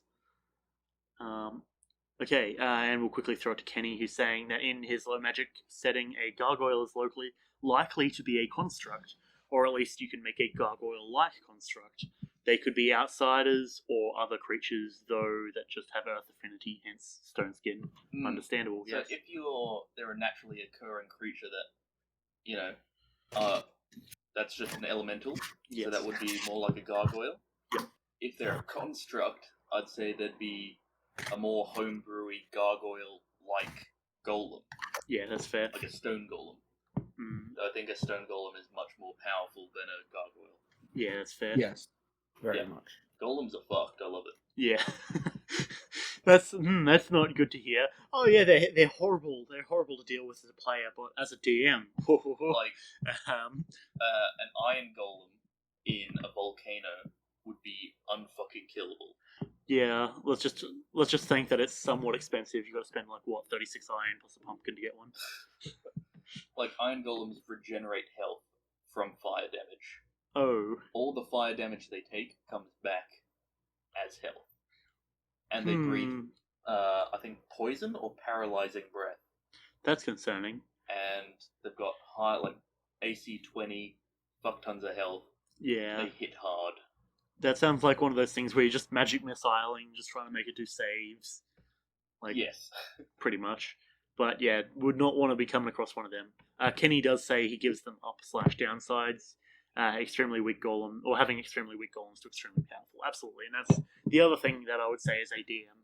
When you're designing characters, especially if you're homebrewing, make sure that there is something that characters can use if you do want them to win the fight. Because, throwing an iron golem into a volcano and then expecting characters to fight that sounds like something that A, the characters won't enjoy, or the players won't enjoy, and B, just a good way to kill characters. I'd say a good idea for that would be a weak spot on the golem. Yeah. So I'd say you can hit the weak spot if you either score a crit, or if you specifically aim for it, which would give you a disadvantage. Not disadvantage, but a negative to hit. Yeah, okay, that's fair. Just make sure that the weak spot is a big red glowing area. Yes, shoot the glowy bits. Yeah. And you could make it deal double damage and stun it, I guess. Or just completely bypassing resistance. Yeah, bypass resistance, all that cool stuff. Yeah. Always got to hit the glowy bits, as Kenny recites in the chat. Yep, definitely. It is what it is. But, yeah, that's the thing. Mastermind, do you have anything to add on that? Yes. Okay, excellent. Cool. Okay. Thank you for your input. So, the next comment, or the next thing we've got here is knowing how death saves work. Yes. Whether you're playing traditional rules, I think traditional is that if you crit, it's +2 saves. Beating a DC 10 is +1 save.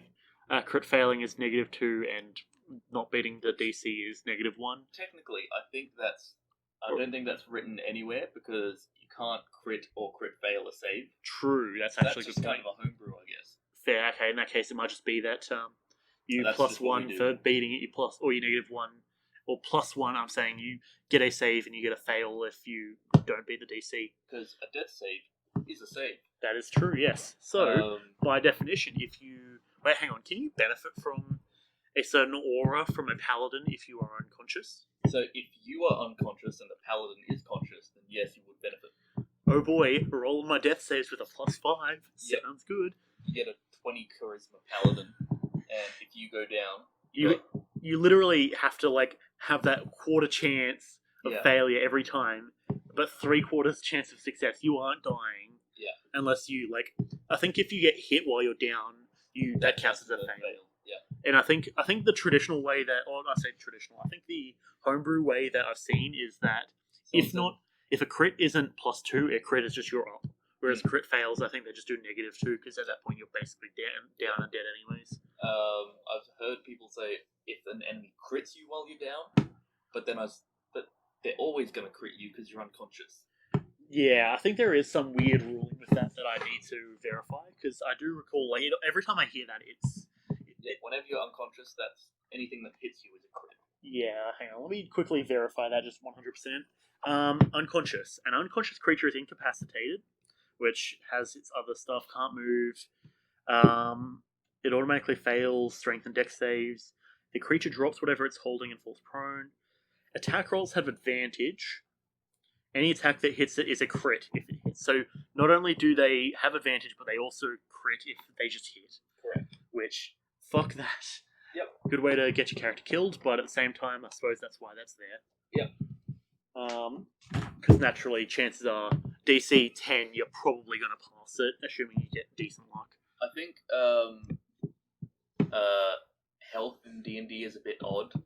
Like if you're going to assassinate someone, and they're asleep, stab them. Okay, so now here's the thing, right? Is I've actually read quite a few things about that, and if we're going on this tangent specifically, I've heard health described as both the luck of a character and the will to continue living.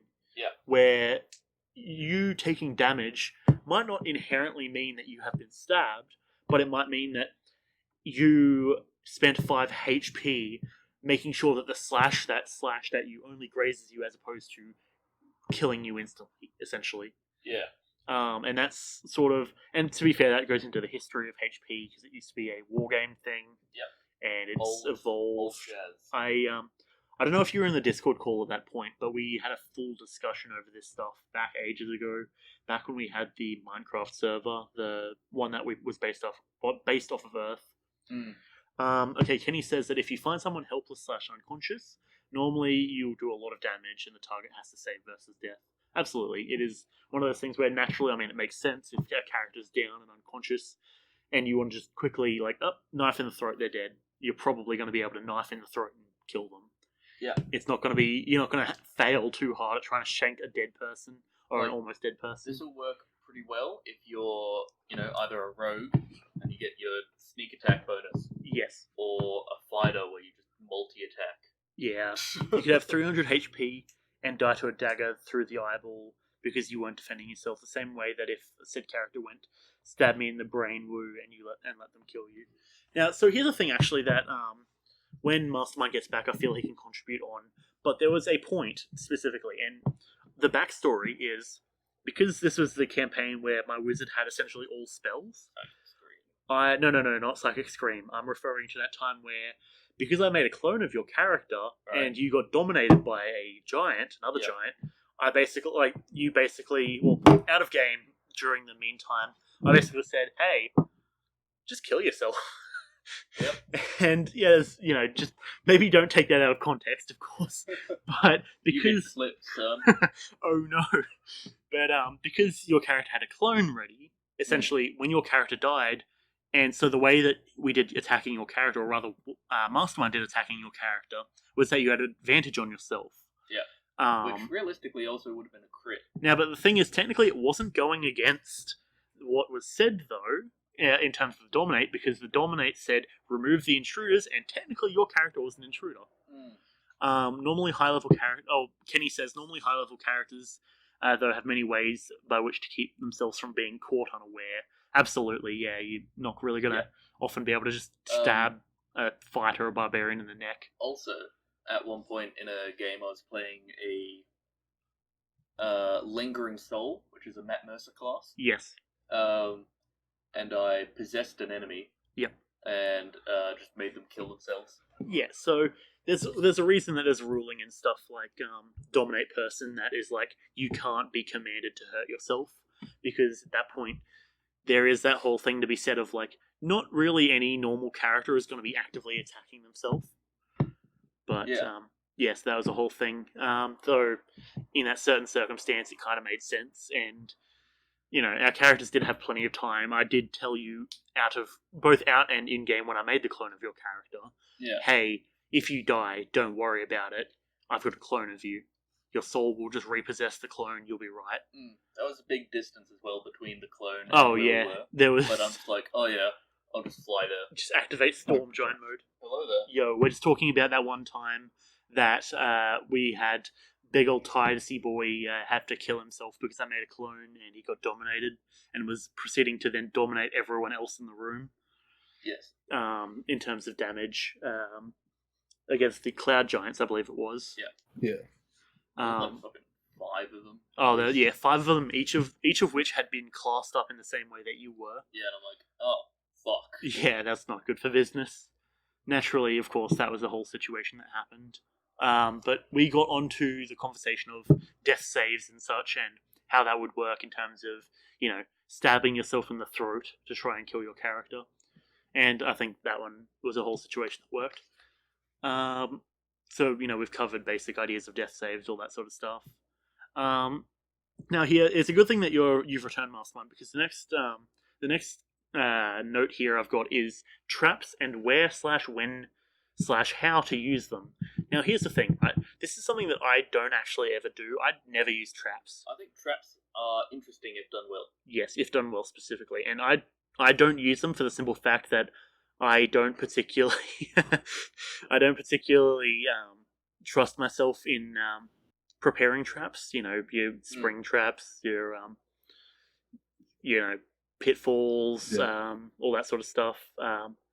See, I use traps typically scarcely. However, when I do have a trap, there is always a reason it's there. Absolutely. For example, if you're going through underground sewers or catacombs that perhaps a thieves guild inhabits, well, there's going to be traps to either like capture you or severely wound you. Yeah.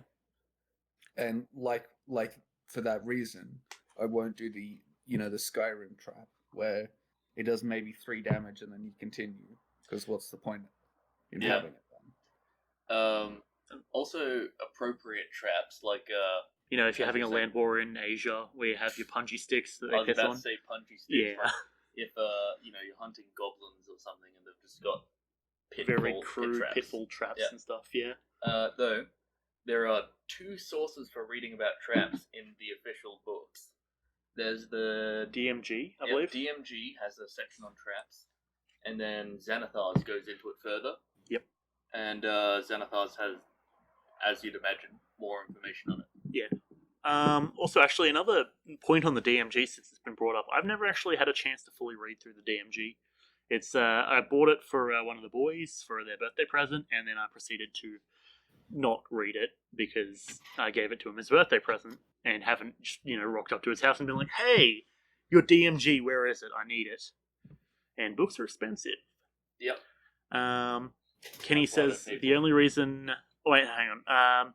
That's how most things are. Jump scares, for example, you don't mind them, but they must be done well and sparingly. You don't want to fill the game, movie/show with jump scares. Likewise with traps. The only reason that he would do some dinky crap trap is if you've entered somewhere and the trap was so old it was hardly working. So the broken arrow bonks you and you barely pokes through your flesh as the head has long fallen away. Yeah, absolutely. And I love a bit of bludgeoning damage on my arrow. Hell yeah, my favourite type of damage for an arrow. Reminds me of like, you know, in cartoons you'd see like an arrow be shot that has like a boxing glove on the end of it or something. But yeah, books, at least in Australia, it's like $60 for for one of the books, which I don't know what that is translated to American or any other currency. It'd be Hey Siri, what is 60 Australian dollars in American dollars? $60 is $43 and 76 cents. Nice. There's there our we go. number. There you have it. $43. Okay, I could have sworn. Actually, no, that doesn't make sense. Yeah, no. 43 buckaroos. Yep, that's gonna be a rip from me. 43 doubloons. You have a lot of arrow types available in both low magic and D20. You love choices. Yeah, at the end of the day, the more choices, the better, I would say. But yeah, that's the thing. But yeah, any other points to make on traps specifically? I depending on what the situation is, like for example, the Pirates campaign, the characters at the time were level 4 on a quest to find a thief who was hidden just outside of town in the jungle. And so he'd, knowing that people were after him because he was accused of being a thief by the It was his girlfriend's father, I believe it was. who was what's the title? A merchant. Basically the leader of the town. Yeah, or mayor. No, the navy rank. Oh, captain. I'm the captain No. now. No, above a captain, but Uh, also Admiral. Doesn't matter. Yeah. Basically, he'd accused the guy of being a thief, so he knew if he didn't get out of town and protect himself, that was it. Yeah. So he'd constructed several traps, which were not Correct. designed specifically with the goal of killing whoever got caught in them, but it was Maiming. that was definitely a possibility. Spook them off. Yeah. Hey, Featherfail, how's it going? Sorry to cut you off, Mastermind. Yeah, you can share the homebrew monster if you want. We'll talk about it when we have a spare moment. But I'll be right back. yep, okay. Actually, a bit of meta knowledge for the campaign, or not the campaign, sorry, the podcast. It was that stream where you were designing that exact encounter. With the links, if you want to do it in one of the Discord chats. Yeah, okay. Kenny's dipping out for coffee. That's all good. And links should be allowed, yeah. If not, then I will. I could just promote you to a regular or something. I think you can share links then. Okay, there we go. Okay. Yeah, Mastermind. Would you be able to pull that up? But yes. Okay, thanks. Yeah, but whilst you were designing that exact encounter and situation, that was on a stream that you can find. I've already plugged our streams before, but said stream was when you received the message. What would you do to go about starting playing D&D, which inspired this entire podcast idea. So that's a little bit of background knowledge for you, but that is what it is. Okay, we'll take a quick moment to open up this. I will say, just having a quick look at it, with the challenge rating, that seems like way too low of a challenge rating. It's not got a lot of health, but with a lot of the resistances and immunities, it is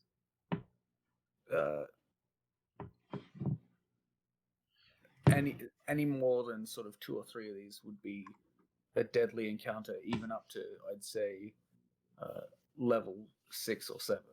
Yeah, just looking at it, I'm seeing the fact that it has the amorphous trait like goo or like oozes, for example, which make it very good for trapping things.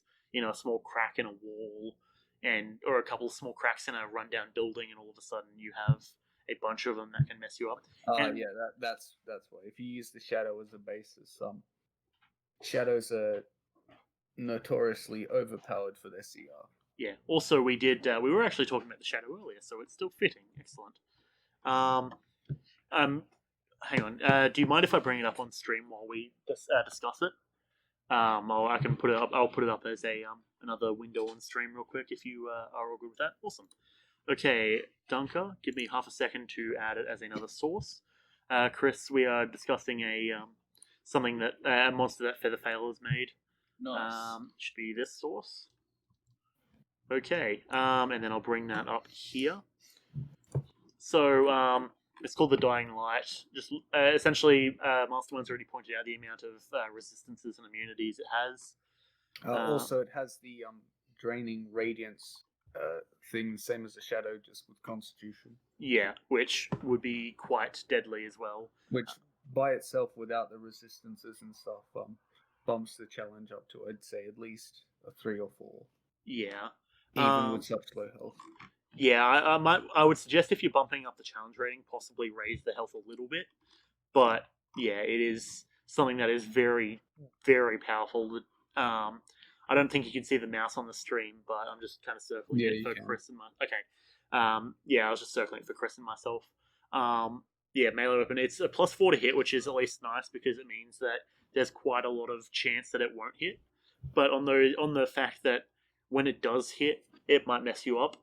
The other thing that I think would need to be noted is when you're dropping Constitution, does that drop the player's max health at the same time? I don't think it would. Because that's a discussion. Really affect anything other than save. Well, it depends. It depends as well as if it's permanently reduced. It's reduced until the next long or short rest. Yeah, okay, I see it there. Yep. Rules as written, any reduction or increase of the Constitution score just automatically increases or decreases the health. Right. So, but that's rules as written, so it could be interpretation that since this is not permanent, then it wouldn't do that. Yeah, because I was going to say that inherently can mess up a player, especially if it's one that has low health, because you're dragging the low health even further down to a point where, technically speaking, I mean, think about it this way: a wizard who starts off with like flat Constitution and has 6 health. I believe wizard is D6 for health. Yes. Yeah. So imagine getting hit by that twice. You drop down to 2 health, or 2 Constitution rather, which then inherently drops you to a -4. But a 2d6 plus 2 has the chance of just killing you outright. Oh, that as well. Yeah, that's also another point. Inherently, you're going to be down and out immediately. Also, the aversion to darkness would be counteracted by the illumination. Which one? Hang on. Illumination, it sheds light. Aversion to darkness, when in darkness. That is a good point, yes. Dim light and darkness are technically different. So there is... Like, the light stealth makes sense, because it's bright light, it only sheds dim light. Yeah. And... I guess that it's amorphous makes sense. It's kind of odd, though. Yeah, so From the description, it sounds like it's not ethereal. Well, the description here is that it is. It used to be a celestial. Given it's an angel that has been corrupted, that has made it undead. So intelligence being 6, so it is not maybe the smartest, but with an amorphous and the fact that it can hide and trap things, I would say that's quite powerful. With 2 or 3 of them, you have enough to immediately kill characters. Maybe say that it needs to be near it rather than within it. Either that, or you would have to remove illumination, or make it so they can use illumination as an action, or as they can switch it on and off, so that way they can choose to. And the descriptions of the resistances and immunities also make sense for a incorporeal. That's the one I'm talking about. Okay. Yep. So it sounds like with those resistances and immunities, it's an incorporeal creature.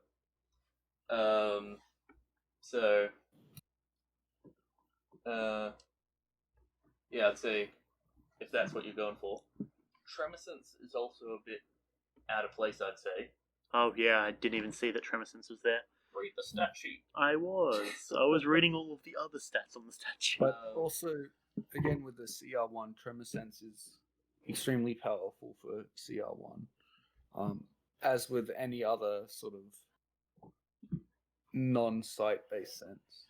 Well, it's almost a tad odd because I don't immediately like I don't know. Maybe it's just me, but it doesn't immediately like say or give off that. It doesn't make sense for them to have tremor sense because I kind of see it as like Tophin, like Avatar, like knowing Yeah, the that's movement of everything. Sense, yeah. Yeah. You didn't give them dark vision, and you didn't think blind sight fit. That's fair. Yeah. You could do something like, although it doesn't fit quite as well either, something like ethereal vision, Yeah. where it can see into the ethereal plane, or something like, although tremor sense isn't necessarily stone. Yeah, Okay, It could be like air or whatever. True. True. My suggestion, honestly, But then I that's don't. kind of like blind sight. I honestly actually don't Yeah. think it necessarily even needs tremor sense. I think it could just do with normal sight. Yeah, I think it could do with normal sight. But I'd say if you wanted to add anything, it being a former celestial in the lore could be an interesting way to give it very limited true sight. True. Like, Like- maybe 5 feet true sight. Yeah, like 10 feet, 15 feet. Yeah. Very limited true sight. Yeah. So the other thing, and maybe it's just You're because. going to give it sight at all, but I would say maybe a challenge rating too. Yeah. My suggestion as well is, making illumination something that he can activate because it doesn't make sense for something to have stealth but then also to glow. Like, Well, because it blends into the light. yeah, Because true. it's the light stealth. Oh, so, yeah, that's You know, fair. it's like I don't exactly see how that would work, but I guess it would Oh, work. Yeah. In a way, you could have it where if they're within contact of some light source, they have illumination. That would So, work like, as well, yeah. If they're, for example, within torchlight or within sunlight, they have all this stuff. It's like Yeah. being a conduit to the light to some degree. The light hits it and then refracts off of it. So pretty much they extend light rather than create. Yeah, I think that would be at least my. I would agree with that. And then that way, again, I'm saying this with the thought that it would work well as a trapper. Yeah, it- kind of like a shadow. Yeah, like It doesn't the whole, trap. well, especially with Amorphous blending in, you get a couple of them there, and all of a sudden they're taking out them. And okay, hang on. Featherfell says the whole winged disgrace / dying light thing is kind of like a nobody / heartless dynamic. I believe that's a reference to what's it called, Kingdom Hearts, I think, if I'm not mistaken. I haven't played Kingdom Hearts either. I just know about the Heartless. I think Barry from Game Grumps did a whole video explaining the lore, and I was just like, this is whack. Also, languages you could put in understand Celestial. Or Yeah. even speak Celestial. I would say, yeah, it does make sense if, like, it kind of doesn't make sense for it to not, like, to unlearn Celestial. It might not be able to speak it, but it can definitely understand it, I would imagine. And as a Celestial, I don't know, maybe bump up the charisma a bit. Yeah, the other thing I would think that could possibly be a thing is that it could still possibly, as just a DM note, have some aversion still to fiends and like stuff along the fiendish nature, since fiends and celestials sort of have a inherent kind of polarity to them, I would say. Yeah. There is also, in the Dungeon Master's Guide, It's a wait, hang on. Does it drain charisma or constitution? Constitution. Okay, yeah. Maybe it drains wisdom rather than. I mean, it could drain actually charisma as well. Yeah, I was thinking maybe a mental stat. Either But that, maybe- or you could just roll it in a way that, like, you just have a d6 and, you know, strength is 1, dex is 2, and just choose which one it is. That could will be make it. interesting. That would make Mix it it a up. lot more survivable for the players. Is the other thing. I'd say that would warrant the challenge rating being a 1 or a 2, and not, you know, being. Even like just anything that reduces a score, I say bumps it already up past the 3. Tell that to Wizards of the In my Coast. opinion. Yeah. That's one of the things I don't think challenge ratings work that well. Yeah, they are kind of. Even wizards can't decide. So, Yeah. I think in the DMG there is a page somewhere about creating monsters and applying a challenge rating, Yeah. like judging your own challenge rating. I feel like applying this to it would be 2 or 3. interesting. The other thing I would Actually, say, that 2d6 damage is 2d6 is quite pretty powerful for a level 1. That's because 2d6 is the same as a great sword. yeah. So a d6 maybe. Yeah, maybe a d6 Seeing or a as it's d4. also I would got say. the whole. D4 with that. 1 being intelligence, 2 and 3 being wisdom, and 4 being charisma would be good. Yeah, I definitely could get down with that. Yeah, Maybe just reduce change the levels, reduction to a flat one rather than a d4. Depends. I would say you could do a d2, so essentially d4 halved. See, rather than thinking of how to reduce this to fit with the challenge rating one, why not just Change the challenge rating. boost it where it needs to be workable as a higher challenge rating. That So you don't is have- also you don't true. have to change the D4 reduction. You don't have to change the damage it does. You don't have to change the resistances or stuff. Pretty much all you need is to increase the health a little bit and maybe the armor class slightly. Yeah. And then you have What was the armor class? a mid-level monster.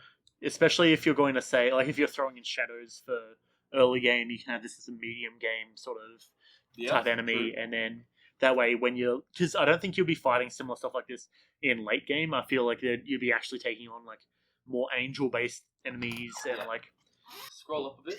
what's up? I'll scroll up. Yep. Yeah, AC makes sense.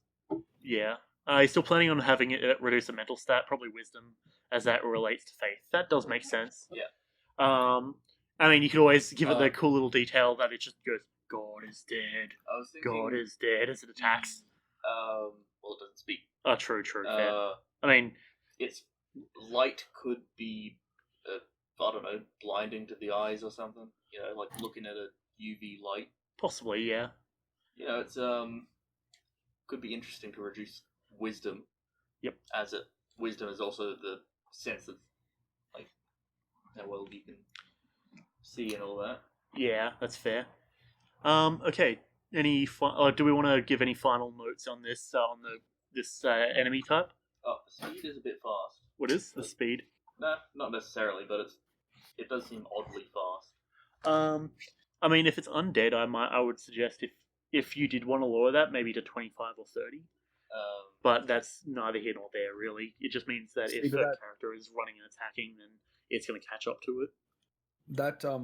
That sort of low speed works for corporeal undead really well, but I think incorporeal undead, like shadows or like specters or wisps and stuff, I think it works that they're a bit faster because they don't have a physical body that has to move through anything. Yeah, that so actually this is amorphous, not true. incorporeal. With the amorphous thing, it gives it some form. I do think the amorphous thing is a bit weird. The other thing I would suggest, if you want to look at another baseline thing, actually pointing out will-o-wisps, they might be a good idea, at least if you're going for that, you know, wispy sort of like still there, but still like, you know. When I saw this, I immediately thought of the wisp. Yes, that's fair. I was thinking Dying Light. I kind of got that, you know, undead but still sort of there thing, like a zombie almost. But that's just probably where I went to with that. When you say wisp, I do get where you're going with that.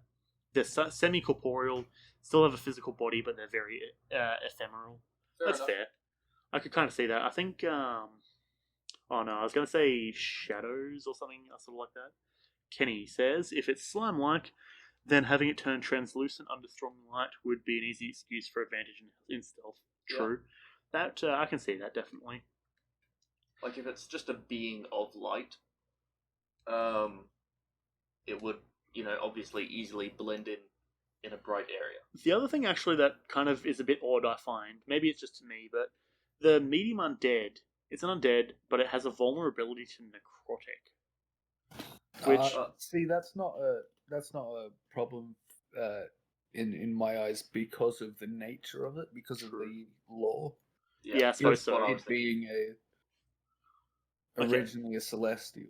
Yeah, fair. I just wanted to call attention to it just to I get your did notice opinions. that, That does make The sense. then. immunity to radiant as well. Yeah, that's. I mean, otherwise, I would say it looks like definitely a monster that I would be concerned about coming across in a dark alley. Well, Especially- not in a dark alley, you'd be able to spot it. I mean, fair. It'd be an enemy I'd be concerned about coming across in a lighter alley, an alley at sundown. An alley at midday. Yeah, pretty See much. it coming. Yeah, I can't say I'd be Bustling particularly. city street. Yeah, but that kind of does set up. Actually, I could see that being it quickly grabs up and abduct or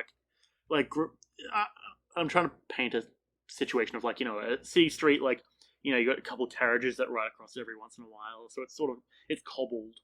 And yeah, then that's what I was saying before, Kenny. It'd be very good for ambushing, but I imagine it sits in the grate or something, and you go it style of reaching out and attacking, and just and if you're doing something where it's if you were draining Constitution, I can kind of imagine why you went for Constitution, because it kind of feels like it's sapping the life force to stay alive. I could definitely see that. Possibly instead of doing the 2 to 3 being Wisdom on a D4, go 1 is Constitution, 2 is Intelligence, 3 is Wisdom, and 4 is Charisma. But that being said, you could still make the same argument for Strength and Dexterity too, where it's just trying to sap enough life to be able to survive.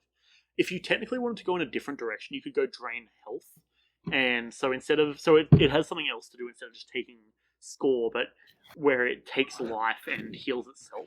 I think that could be definitely a good or idea. even if you want to sort of keep the style of the reduce the stat, but not be so difficult, have it do 2d6 plus 2 radiant damage, and then their max health is reduced by half of that or something. Or another idea, the D4 idea, but intelligence, wisdom, charisma, Yep. or none of them. Yeah, that's fair as well. And it's a shame that you can't say roll a d7, because a d7 would be good for, or actually I suppose a d8 you go 1 through 6 is your stats, and then 7 or 8 call it lucky, being lucky for a character where it doesn't take any of them. Yeah. So it's a 6 out of 8. 7 being none, 8 being all. Well, I was going to say 6 or 7 or 8 That's more being of a joke. both. But I did also get a bit of vibes from The Witcher, a Noon Wraith. A Noon Wraith. I don't know what that is, but It's fair. just a wraith Oh, yeah. that pops up at midday rather than night. Oh, fair enough. That makes sense, I suppose. So, hence the name Noon Wraith. I mean, Yeah. yeah. To be fair, when you said it, I thought Nune. So But, when people yeah. are farming or something, and sun gets highest point in the sky, a Noon Wraith might pop up and Yeah, as Kenny says here, the Noon Wraith, the lunch-loving cousin of the regular Wraith. That's fair. So also wraiths in D&D Yep. are quite powerful. Yeah. I mean, to be fair, undead actually in general can be quite powerful. Well, Um, they're I think Zeba Shu did actually an animation about zombies and how to make them more horror. Yeah, yeah. I did like that. so a wraith in D&D is more of a kind of a commander position. Yes. They're quite powerful beings that are, I think they're created by a warlock or someone who's made a pact Yeah. or something like that. So their soul is gonna go somewhere. Mm. But because they do some evil, wacky shit, then it upon their death it kind of collides and does something weird. Yeah, and that's they fair. become a wraith. Yeah. It's Yeah, weird. on what they're saying in chat, this definitely does feel like a pack hunter. Yeah, me. definitely. Mm. I'll quickly run back through what Kenny was saying. He was saying it's an ambush predator. One of the tricks you can give it if it's based on stealth, make its damage not cause any noticeable pain. That's actually quite good. Yeah. Mm. People will have a hard time even noticing they're hurt. They could pass by it, suffer a chunk of damage, and it just leaves. And yeah, the Noon Wraith. Featherfail says perhaps go the reverse angle. The pain is so strong it's incapacitating, leaving a spot open for other dying lights. Yes. Kenny says paralyzing effects also work. the allies of the target may be more likely to take notice of their companion collapsing. Personally, as a DM, I would make sure they take notice of that. But that's just me. If it's an opportunity predator, you might also want to have these things live with other beasts/monsters. It will then poach/steal from other creatures. And that actually, I think, these things would combo really well with actual just shadows. Like, while shadows are taking care of the wizard, or like, wizard with low strength, you have these things come in, if you're talking mental stats, to take out your paladins, your fighters, your like barbarians, all that sort of stuff. I feel like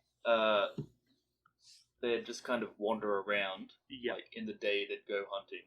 Yes. Because, they can't really be seen, and during the night they'd wander around. Yeah. And they'd attack if you get close, but they don't really...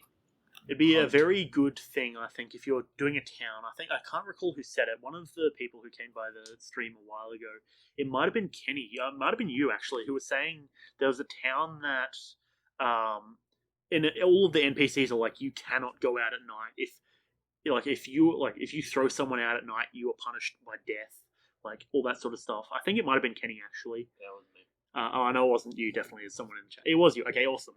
This feels like that sort of thing that. Like, these are the sort of creatures that would cause that whole... it was in your port city, that's right, yes. The city that was elevated by, like, I think it was stilts or something, if I'm recalling correctly. But yeah, absolutely. That this feels like the sort of monster, at least in the way that Kris described it just then, that it feels like that sort of thing of, like, don't go out at night, be careful during the day, like all that sort of stuff, at least to me, personally. And also, instead of it dealing damage and the player not noticing. Yes.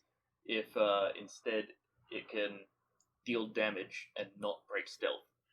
Yeah, that's another thing actually, because I know. So what the fuck hit me? Yeah, so that would be good with what Kenny was saying before of the whole dealing damage, but being not noticeable. Yeah.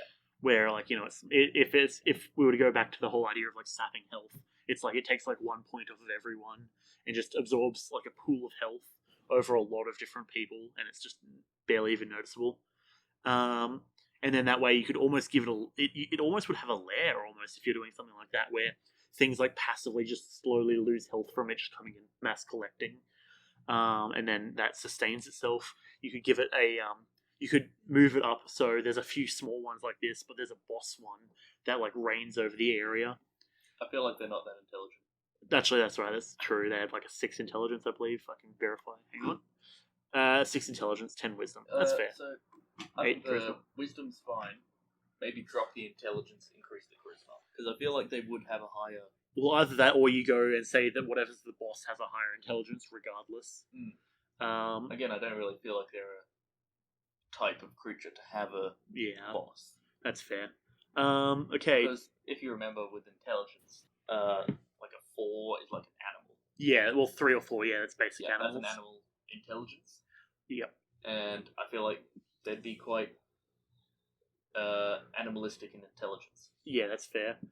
Kenny says, depending on how powerful the player characters are, won't have them worrying about them noticing detection abilities / spells and all that hoopla.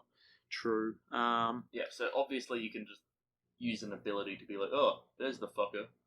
But, if you weren't that ability savvy, you just, oh, what the fuck hit me? Well, the other thing that would give it away is inherently as a DM, you have to be like, hey, the character doesn't notice it, but I'm telling you because I have to tell you because your health is dropping. You are now lower on, like, you lose 1 health. Yeah, I'm just not a big fan of the player not noticing that they've taken damage. Yeah.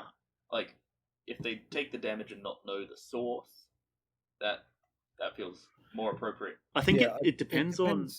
Yeah, it depends how you play it. Sort of, I wouldn't make it so they completely don't notice anything, but I might make it they feel a bit of a pain in their chest or their heart beginning to race uncomfortably or something.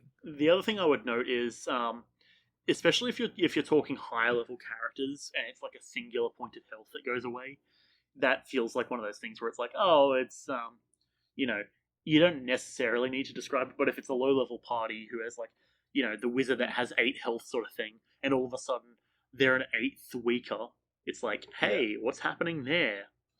Wow, someone's taken 50 cents out of my bank account. Yeah, which That's probably nothing. yeah, but then I mean, I'm pretty sure isn't that a level of like phishing or scamming or something where you take a very small amount, but you do it over a lot of different bank accounts. I think so. Yeah, I'm not particularly too knowledgeable when it comes to scams, apart from like how to avoid them. Shh, just because I'm a computer science student. Shh. Anyways, they had to. Okay, so Kenny says they had to design many ways to avoid all sorts of disgusting little buggers and nasties. Yep. Once the target loses enough health, you tend to give problems. So you'll take a condition like fatigued, exhausted, dazed. Yep. Until you do, not so much. Fair. Those jiggy diddlers, those 50 cents were the most important ones. Fair. I had to take a moment to decide whether jiggy diddlers was an appropriate term to be using on Twitch, so I don't get kicked off.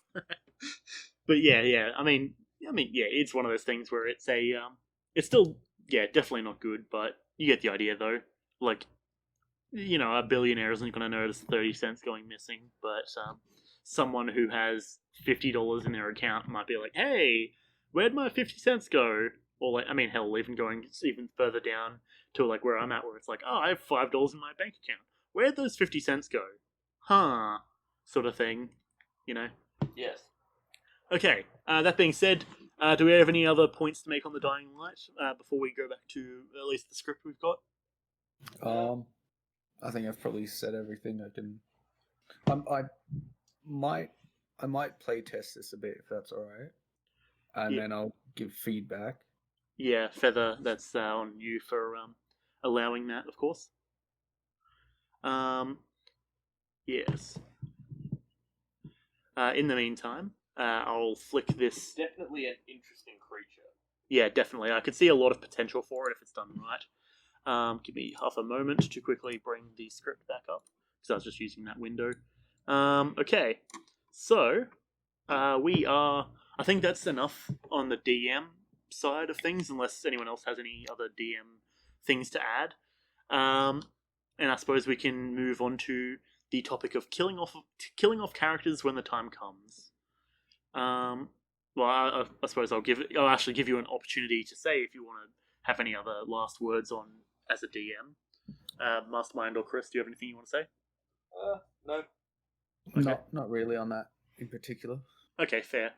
Now, okay, here is the thing: is I'll drop it down straight up. A lot of the time, if it comes to killing a player, personally, I want to talk it over with the DM.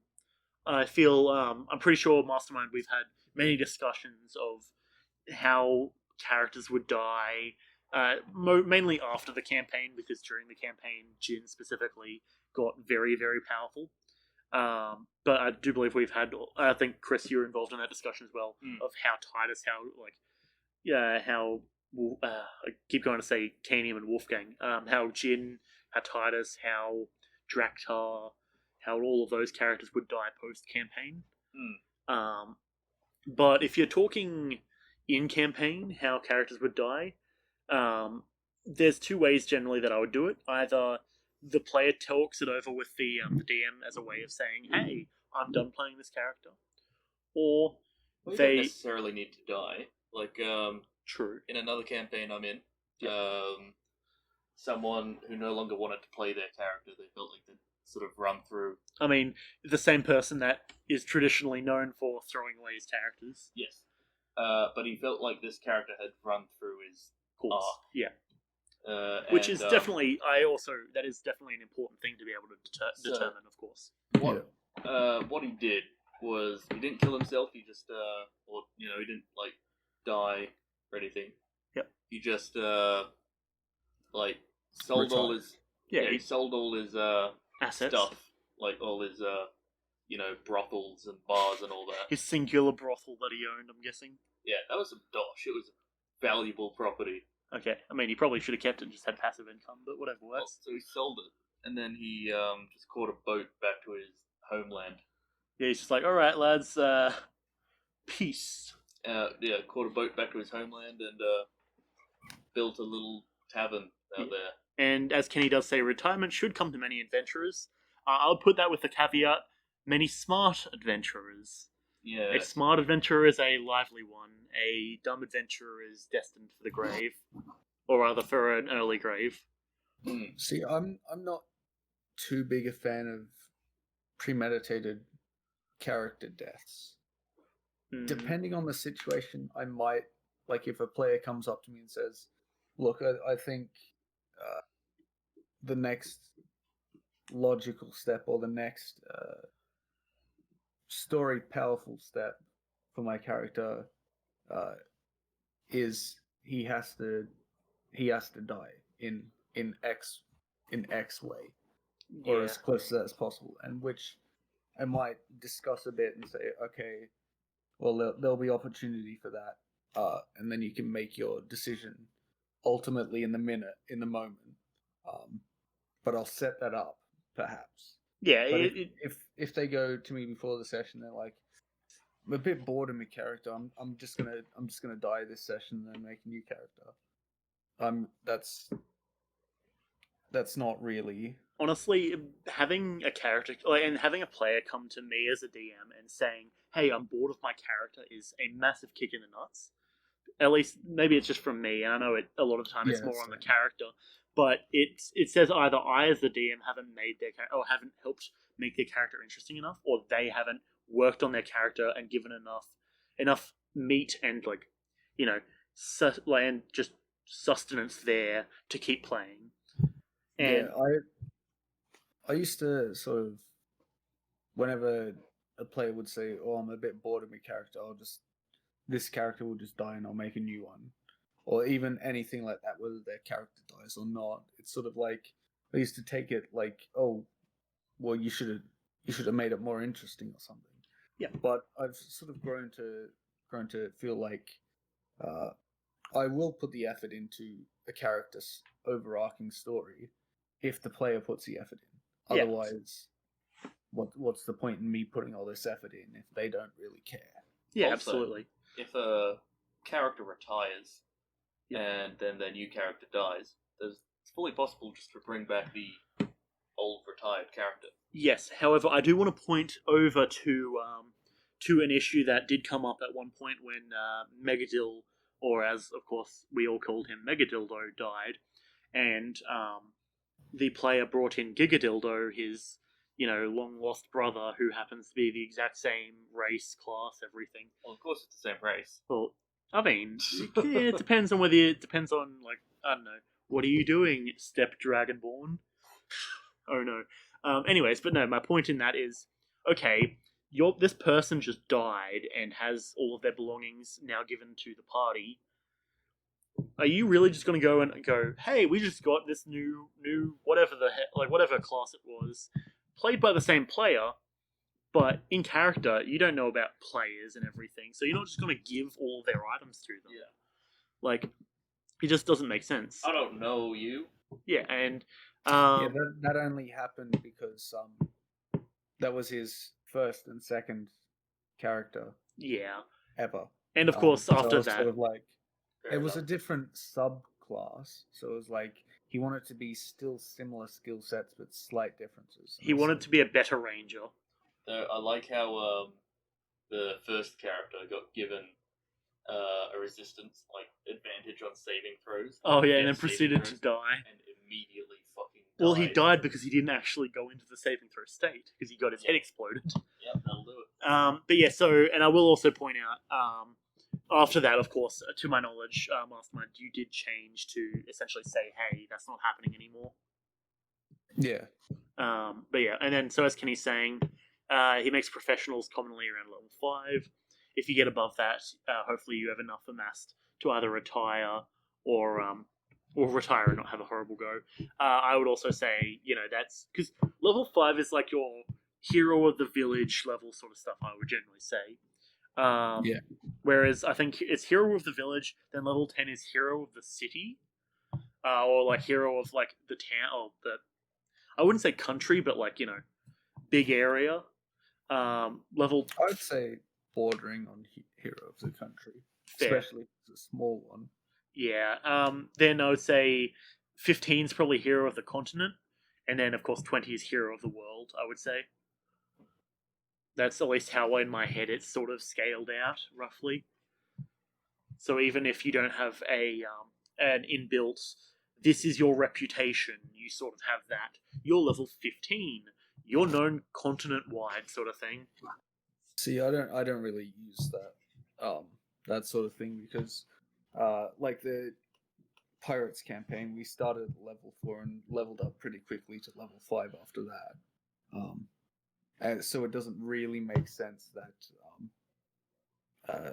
everyone in a city knows them. Oh, of course, yeah. But that's just like rough circumstantial stuff of like Yeah. a campaign I would run, for example. But yeah, and then so frankly, ultimately at that point, yeah, it all comes down to circumstance and how you want to do it. I was told a good story, and I believe Kris, was this? Do you recall if it was recorded on last podcast of Matt's or the Sam's character, who's Matt's friend's character, Yeah. who he got buried very well, and it had a really nice kind of way of doing That was last stream, yeah. Okay, it was in the podcast. Excellent. Well, yeah, if you refer to the last podcast episode, you might be able to hear that. I don't exactly recall where that is, but essentially the long and short of it is Matt's friend, or our friend rather, Sam, he was playing a fighter. The fighter got to a point where he was pretty overpowered, and for the sake of balancing everything, they killed him off, and they gave him this like apparently really beautiful burial in like, I don't recall exactly the details of it, but I believe it was in the Fey Forest that they had saved earlier in that campaign, with like a bunch of all this other stuff that Matt was able to do given his connection and the way that his class had worked at that point, or that the subclass rather worked. So that was meaningful, but at the same time, there is also a level where you don't need to make every death meaningful, I would say. It's just make the important ones meaningful. You know, if a character runs into a dungeon and does dumb shit, and then gets impaled on some spikes, then, well, you know, you painted your own death. You stabbed yourself on your own sword to some degree. And that's the whole thing. Then, of course, there is the other note that I've got here that it sort of is more applicable to the hero campaign I was running. But it's, you know, the idea of dying as a hero or living long enough to see yourself become the villain. And I, frankly, in a sequel, if I was to run a sequel of that campaign, I do think one of the bosses or one of the big bads may or may not end up being one of the previous characters from that campaign, depending on how I feel, of course. Like, it would have to be the right player, or the right player's character, and the right character itself. I'm thinking if it was to happen. We discussed that there's a running gag where I think Canium and Kana would end up being on opposite sides of a war, like just kind of like back and forth for the sake of just having a bit of fun with it, sort of thing. But Gang war. I mean, you're also like having countries wage war against each other, because the whole idea was that each of you would travel to a continent. Yeah, gang war, but with continents. See, I feel like the living long enough to become a villain, I think that still works, because in the traditional setting of D&D where a wizard, once they're so powerful, what's the next step? You want to defeat death. Oh, Yes, hell yeah, necromancy. become a lich. I mean, I kind of, well, actually, to be fair with Jin, I almost kind of did that, didn't I? I made it so I was so magicked up that if I just died, I just cloned myself. You know, that's Well, something I don't the get. thing with clones, though, is you can still die of old age. Except just I kill personally, yourself and- except I was a triple demigod and I couldn't die of old age. So, with a clone, you can make it a younger clone. True, It says in the rules that you can make it a younger clone. fair. But I'm a triple Yeah, but demigod. It's your soul's age, pretty much. True. Yeah. So you could be in the body of a 20-year-old clone of yourself, but if you're, 85 years old, Ooh, as your soul, Just like, woo, I can get an erection again. Yeah, well, as Kenny's saying here, and I'll read through his other message in a second, but you may become completely insane over time as a problem. Or actually, I feel like that I should probably read the previous comment, because that feels like that would provide a little bit of context. It's closer to true in low magic for unorthodox practitioners. Unorthodox often source evil for powers. the corruption that happens can take days, weeks, months, years, or tens of years, and you end up becoming insane over time as one of the many problems that exist. Which, yeah, that's a yeah, that is what it is at the end of the day. And likewise, I think it's fitting in terms of, you know, it's one of the discussions in terms of immortality in general. You're living thousands of years or millions of years. It gets to a point where years pass in the blink of an eye. Like, you know, you could completely forget entire centuries worth of stuff, and then getting onto millennia as you get older and older. We experience that with our lifespans anyway. True. Because when you're, say, 10 years old, a year feels like forever. Yep. But once you get to, 30, 40, 50, a year's like, there's another couple months. Yeah, It's exactly. fine. Yeah, I mean, even this year, I know everyone's been saying, and of course this is dating the stream, but, I know everyone's been saying this has been a horrible year. I looked at the date because I date each of the streams that I post on YouTube. We're already in September. Like, give it another couple days and the song by Earth, Wind and Fire will be more applicable.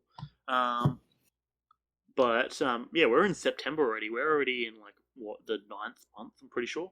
September, October, November. Yeah, 9th month. Congratulations. Yeah, and I mean, to be fair, I know a lot of people are like, "Oh boy, we're in September. What horrible thing is going to happen this month?" But like, we're getting to the point where, like, I don't know, apart from like people like dying and stuff, like in terms of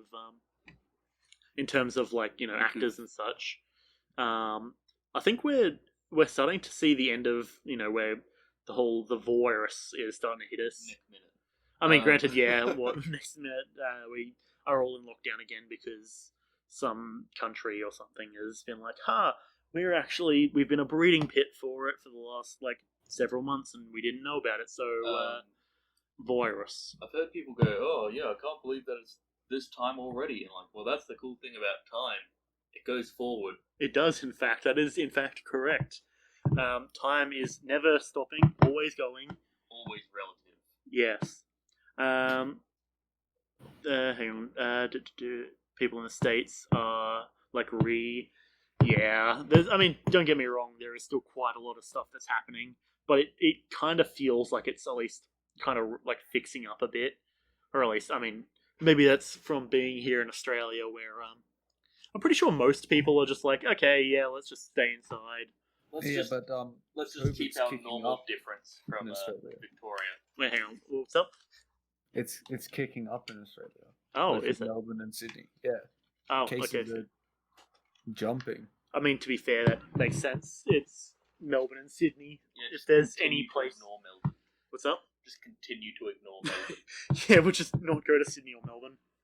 I'm pretty sure. We don't need them. Yeah, well, more so that, like, I think at least down here it's becoming not less relevant, but like at least where we live, we're kind of far away from those spots. So unless you've got someone actively traveling between those areas, which the only person on the top of my mind that I can think of who would normally be traveling to Sydney is not traveling to Sydney. So, we're all good, relatively speaking. Yeah. Though, I mean, that's, regardless, we've kind of gone off topic. But, yeah, it's ultimately, I think my mindset in terms of killing off characters is I would prefer to not, but there's a time and a place to do so, and you want to make sure. It also comes down to how good of a player they are.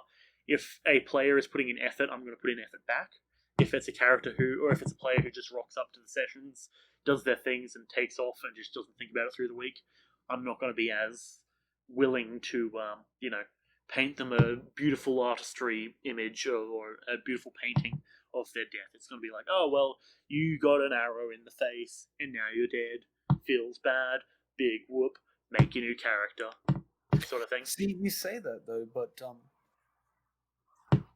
I feel like that quick sort of jarring immediate death can be, if played right, could be a It's kind of a beautiful no-fuck death moment. as well. Yeah, I mean, it's like a Band-Aid, almost. Well, more so of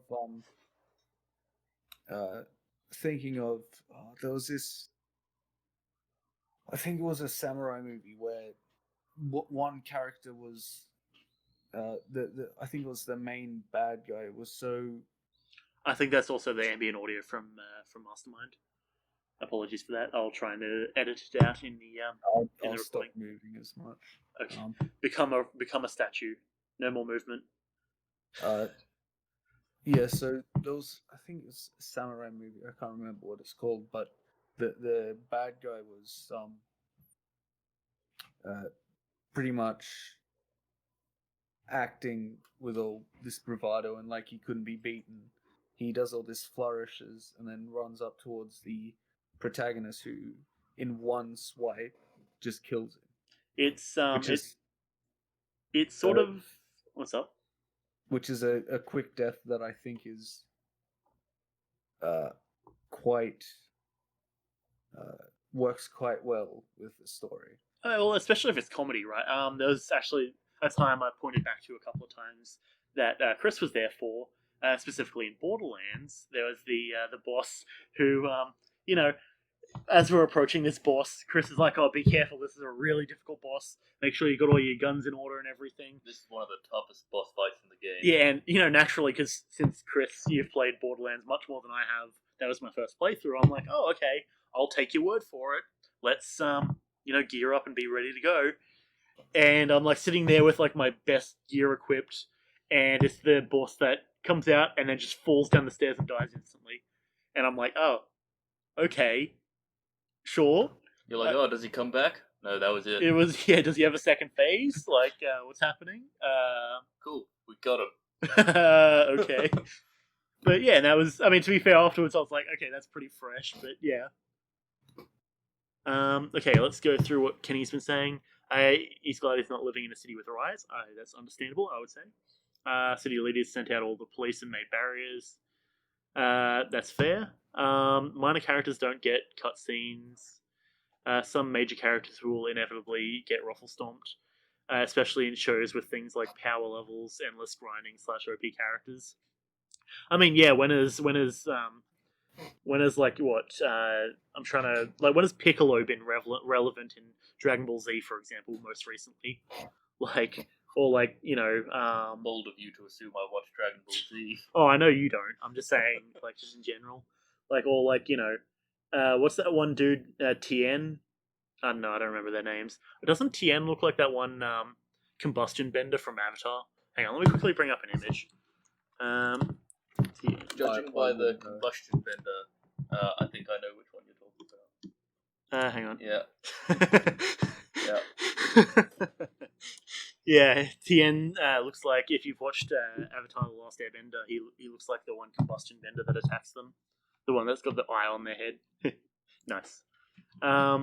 But yeah, and then Kenny's saying, in fact, one of the most common ways lazy writers try to make new characters look cool is that they enter the show by killing whatever or whoever the MC is currently fighting.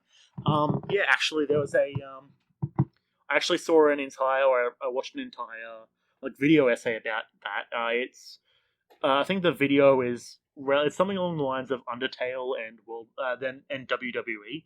It's I don't remember the specific terms for it, so bear with me, but it's essentially that you can use someone who is well established and well known to be powerful, and then bring in a newbie and just get them absolutely destroyed to try and show that the newbie is powerful.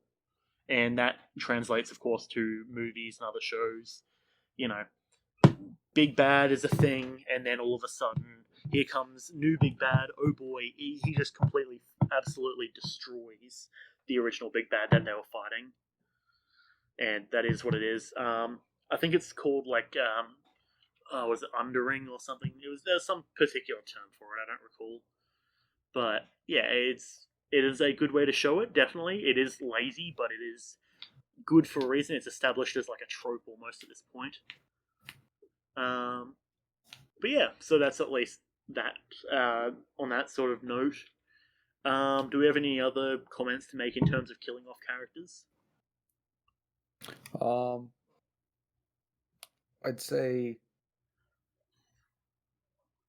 in my personal opinion, I do it by the dice. So if it just so happens that a character dies in an encounter, so be it. But I won't. Generally, I won't go ahead and say, "Okay, your character just dies this fight." Yeah. Something that's always bugged me. Yep. Is when a character dies, divine intervention. I see that like subtle jab at Mastermind there. Well, it's not just your campaign; it's a bunch of others I've been in. Yeah, You know? that's fair. I Like, mean, to be fair, I mean, I'm oh, technically- I'm a paladin. Bring me back. I mean, even my I'm hero. a cleric. I mean, in my hero campaign, I've even been guilty of that. Mm. Oh man, the two guys or the two characters that have the ability to bend time and space are besties with the most powerful character in the world. Oh man, they just so happen to have a previous version of the super OP character. Oh man, sort of thing. Mm. But yeah, there's a time and a place. I think, at least looking at it in the way that I did it, it was probably because I killed off the main character, or I killed off the really powerful character at the start as a show of, like, this is where shit gets difficult, and then proceeded to then afterwards, like a couple months later, be like, damn, I really wish I still had that character, because that character was a cool character that I liked. And then I was like, how do I bring him back? Well, specifically NPC, I'll note. But, yeah. And that was a thing. Of course, you know, at the end of the day, I do think it does come down to situation. If the character or if a character is very integral to the story, I can understand some people wanting to do, you know, some divine intervention, or I mean, hell, there is, you know, resurrection stuff that's already inbuilt into standard D&D, but it is what it is. Having a campaign, you know, based around a character, you know, Probably not good. like that just seems kind of like off, you know, like if the player stops liking that character, you know. Well, of course, the way I would do it is if you're going to build a campaign around a character, or at least a group of characters, make it so that it's a campaign where, you know, naturally everyone's enjoying their characters. Like sort of what I did with my hero campaign. After the first little while, I started building the campaign around what you guys were doing. And of course, you know, I didn't specifically set it up for one specific character, but, you know, it was one of those things where I made it very group-centric. Like, everyone in the party was very important to some degree. We'll quickly throw it over to what Kenny is saying. You've had tons of GMs just make Guardian Angel PCs for wins. Which, or Guardian, yeah, PC. That's another thing I don't like. Fucking DM PCs just rocking up and saving the party. Yeah, which, to be fair, we've dealt with a couple of times. Specifically, I think in that instance, it's just like, oh, I am the protector of this one character, which, I don't know, kind of, it sends off some weird vibes. It's like, that's a very anime thing to do, of like, oh man, I have a pet cat who just so happens to be able to turn into a really powerful sorcerer that protects me or some shit. Cringe and cease. Yeah, thanks or thanks ReZero, thanks, like, I don't know, I don't really watch many shows like that. If there's a show that has a... I was about to say, you pretty much just said the plot of Sabrina the Teenage Witch. I mean, that too. To be fair, I haven't watched Sabrina the Teenage Witch. Generally, my whole rule of thumb is if there's like a pet character that's like the sidekick for one of the main characters, I'm probably going to choose. I'm not going to watch it. I'm not the sort of person. That's why I haven't been able to get into Fairy Tail, apart from, you know, many other reasons, of course. But as soon as I see, oh man, the main character has a pet cat that flies around and has a really high-pitched, screechy voice, I'm just like, yeah, no, not for me. Thanks, but no. Thanks, Navi. Yeah, I mean, yeah, even still, Navi, yeah, perfect example. Kenny says some of them go one step further and make the Guardian Angel basically their avatar of Instant Win, to just Mary Sue, Gary Stu everything.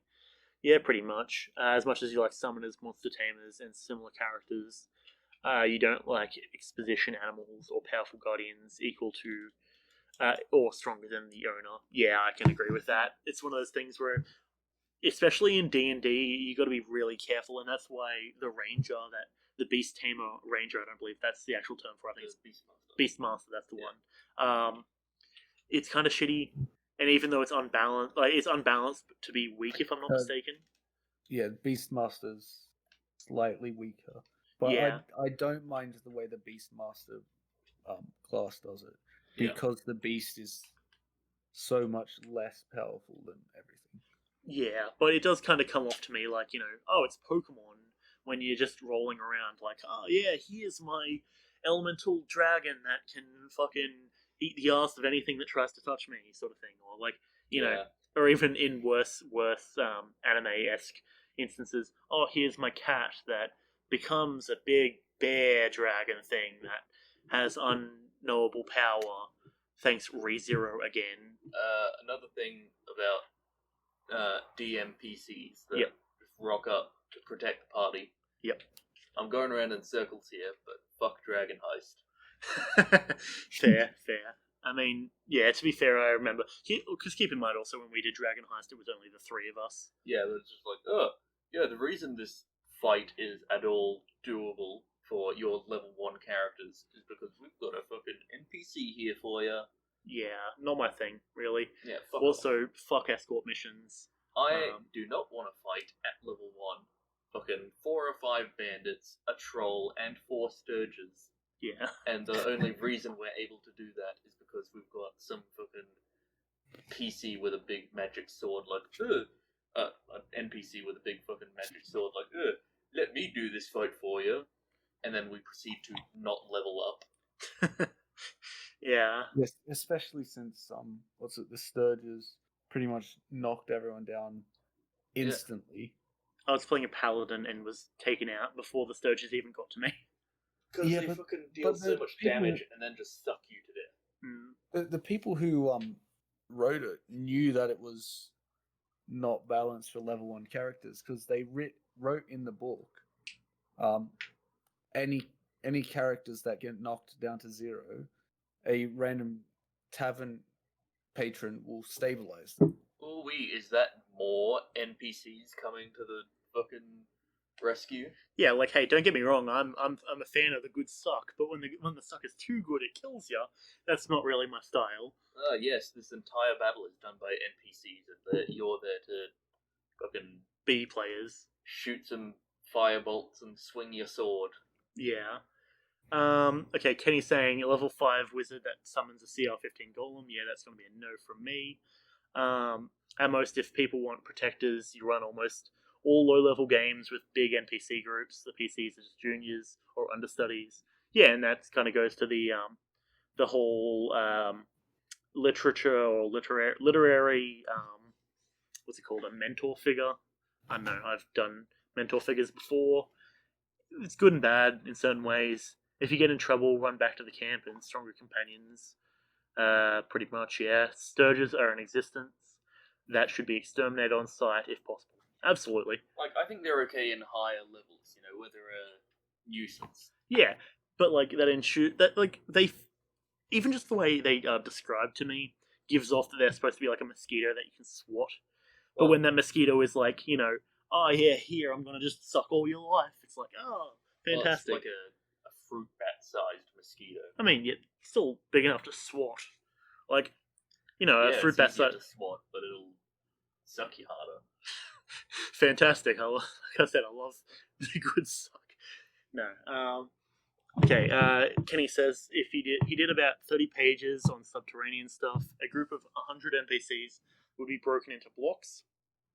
A large group of low levels are at the surface making a camp. A level lower, stronger characters, but less members. A level lower than that, even stronger characters, and so forth. So PCs might be responsible for the first floor of a portion of the first floor, for example. You're still important, but you're not entering the third or fourth floor and fighting the residing lich in your first adventure. That reminds me of a couple of different shows, but I am generally a fan of that idea of, like, moving as a big unit of people and essentially doing what is the equivalent of a guild raid on a big, difficult area. Only thing is, that also sounds like a massive pain as a DM to prepare. But, I mean, if I had the right party for it, I would definitely do it. I thought that battle that we did in the Shadowfell was interesting. Oh, the one where we were commanding armies, in quotations. That one, Interesting. yeah, that one was one that you ran, Mastermind. The Yeah. one where we end up in the Shadowfell. I think I don't actually remember how that went though, because I remember there was the bone dragon, Claw. bone daddy that rocked up and just fucked us all. You chased them all away. You killed their general, which was the bone Bone Claw. guy. Yeah, Yeah, Bone Claw. However, when they die, they don't die. They just disintegrate and Yeah. reform at their master's side. Yeah. So a Bone Claw is a broken lich. right. So someone tries to become a lich, And they fuck it up. they fuck it up. Yep. And instead of their soul being bound into their phylactery, instead binds to the closest evil creature. Right, which is probably going to be a skeleton Maybe. or a corpse. But so then that Bone Claw is basically just I think they're like a mindless, powerful protector of their phylactery, quote Right. unquote. Fair, makes sense. Their phylactery being the evil creature, I'm guessing. Yeah. Right, that's fair. Yeah. That makes sense. Sounds a bit painful though. And yeah, Kenny's saying that he always prepares too much. That's fair. I mean, hey, if it works, sort of thing. Unfortunately, Better to prepare too much than not enough. yeah, unfortunately, I don't exactly have the most time. I do need to do more D&D streams because I've kind of gotten a bit slack in terms of preparing the worlds, so I'm hoping to get on top of that. But in the meantime, we'll get around to it. I just finished up one of the games I was playing, so I should be doing some more D&D streams over the next little while, and then we can get into another game. But yeah, that being said, Mastermind and Kris, I think, do you have any other comments you want to add before we wrap the podcast? I don't think so. Fair. Fuck Dragon Heist. Fair. I mean, yeah. Dungeon of the Mad Mage isn't so bad though. The one that follows it. Nice. Fair. Haven't played that one. Yeah, I mean, if it's done right, I'm always down for it. To be fair, I don't think it... Like, I know, Mastermind, when you ran it, you were just going off the book, so it's not like we're blaming you for it. It was Dragon Heist just in general. Yeah. So, that I is know, what it is. like, I remember you were like, oh, sorry, it's the book. Yeah. Which, yeah, I mean, trust me, I've done things off of the book before. I mean, you were there for one. Actually, yeah, Kris, you weren't, but Mastermind, you were there for one of the ones I was doing off of the book. And I'm sitting there flicking through pages trying to figure out where I'm up to. Just making sure that, like, and then everyone splits up, and I'm like, okay. No, we were also like, we'd investigate a plot hook. We're like, oh, cool, and then just move to the next plot hook. Yeah. So I felt like the plot hooks weren't too clear. Yeah, there was a lot of the time through at least the start where I'm sitting there like, okay, where the fuck do I go from here? Like, I remember there was something about a ring or something that happened, and they were talking about I think it was the Zentarim versus the guild. Xanatar's Guild. Yeah. Yeah. I don't know, there's a lot of stuff, but it is what it is. Okay, I but like the concept of Dragon Heist, but the execution wasn't that great. yeah, at least reading a little bit ahead when you passed the book over to me, because I was considering running it, it was one of those things of like, oh, okay, I can kind of get where it was going.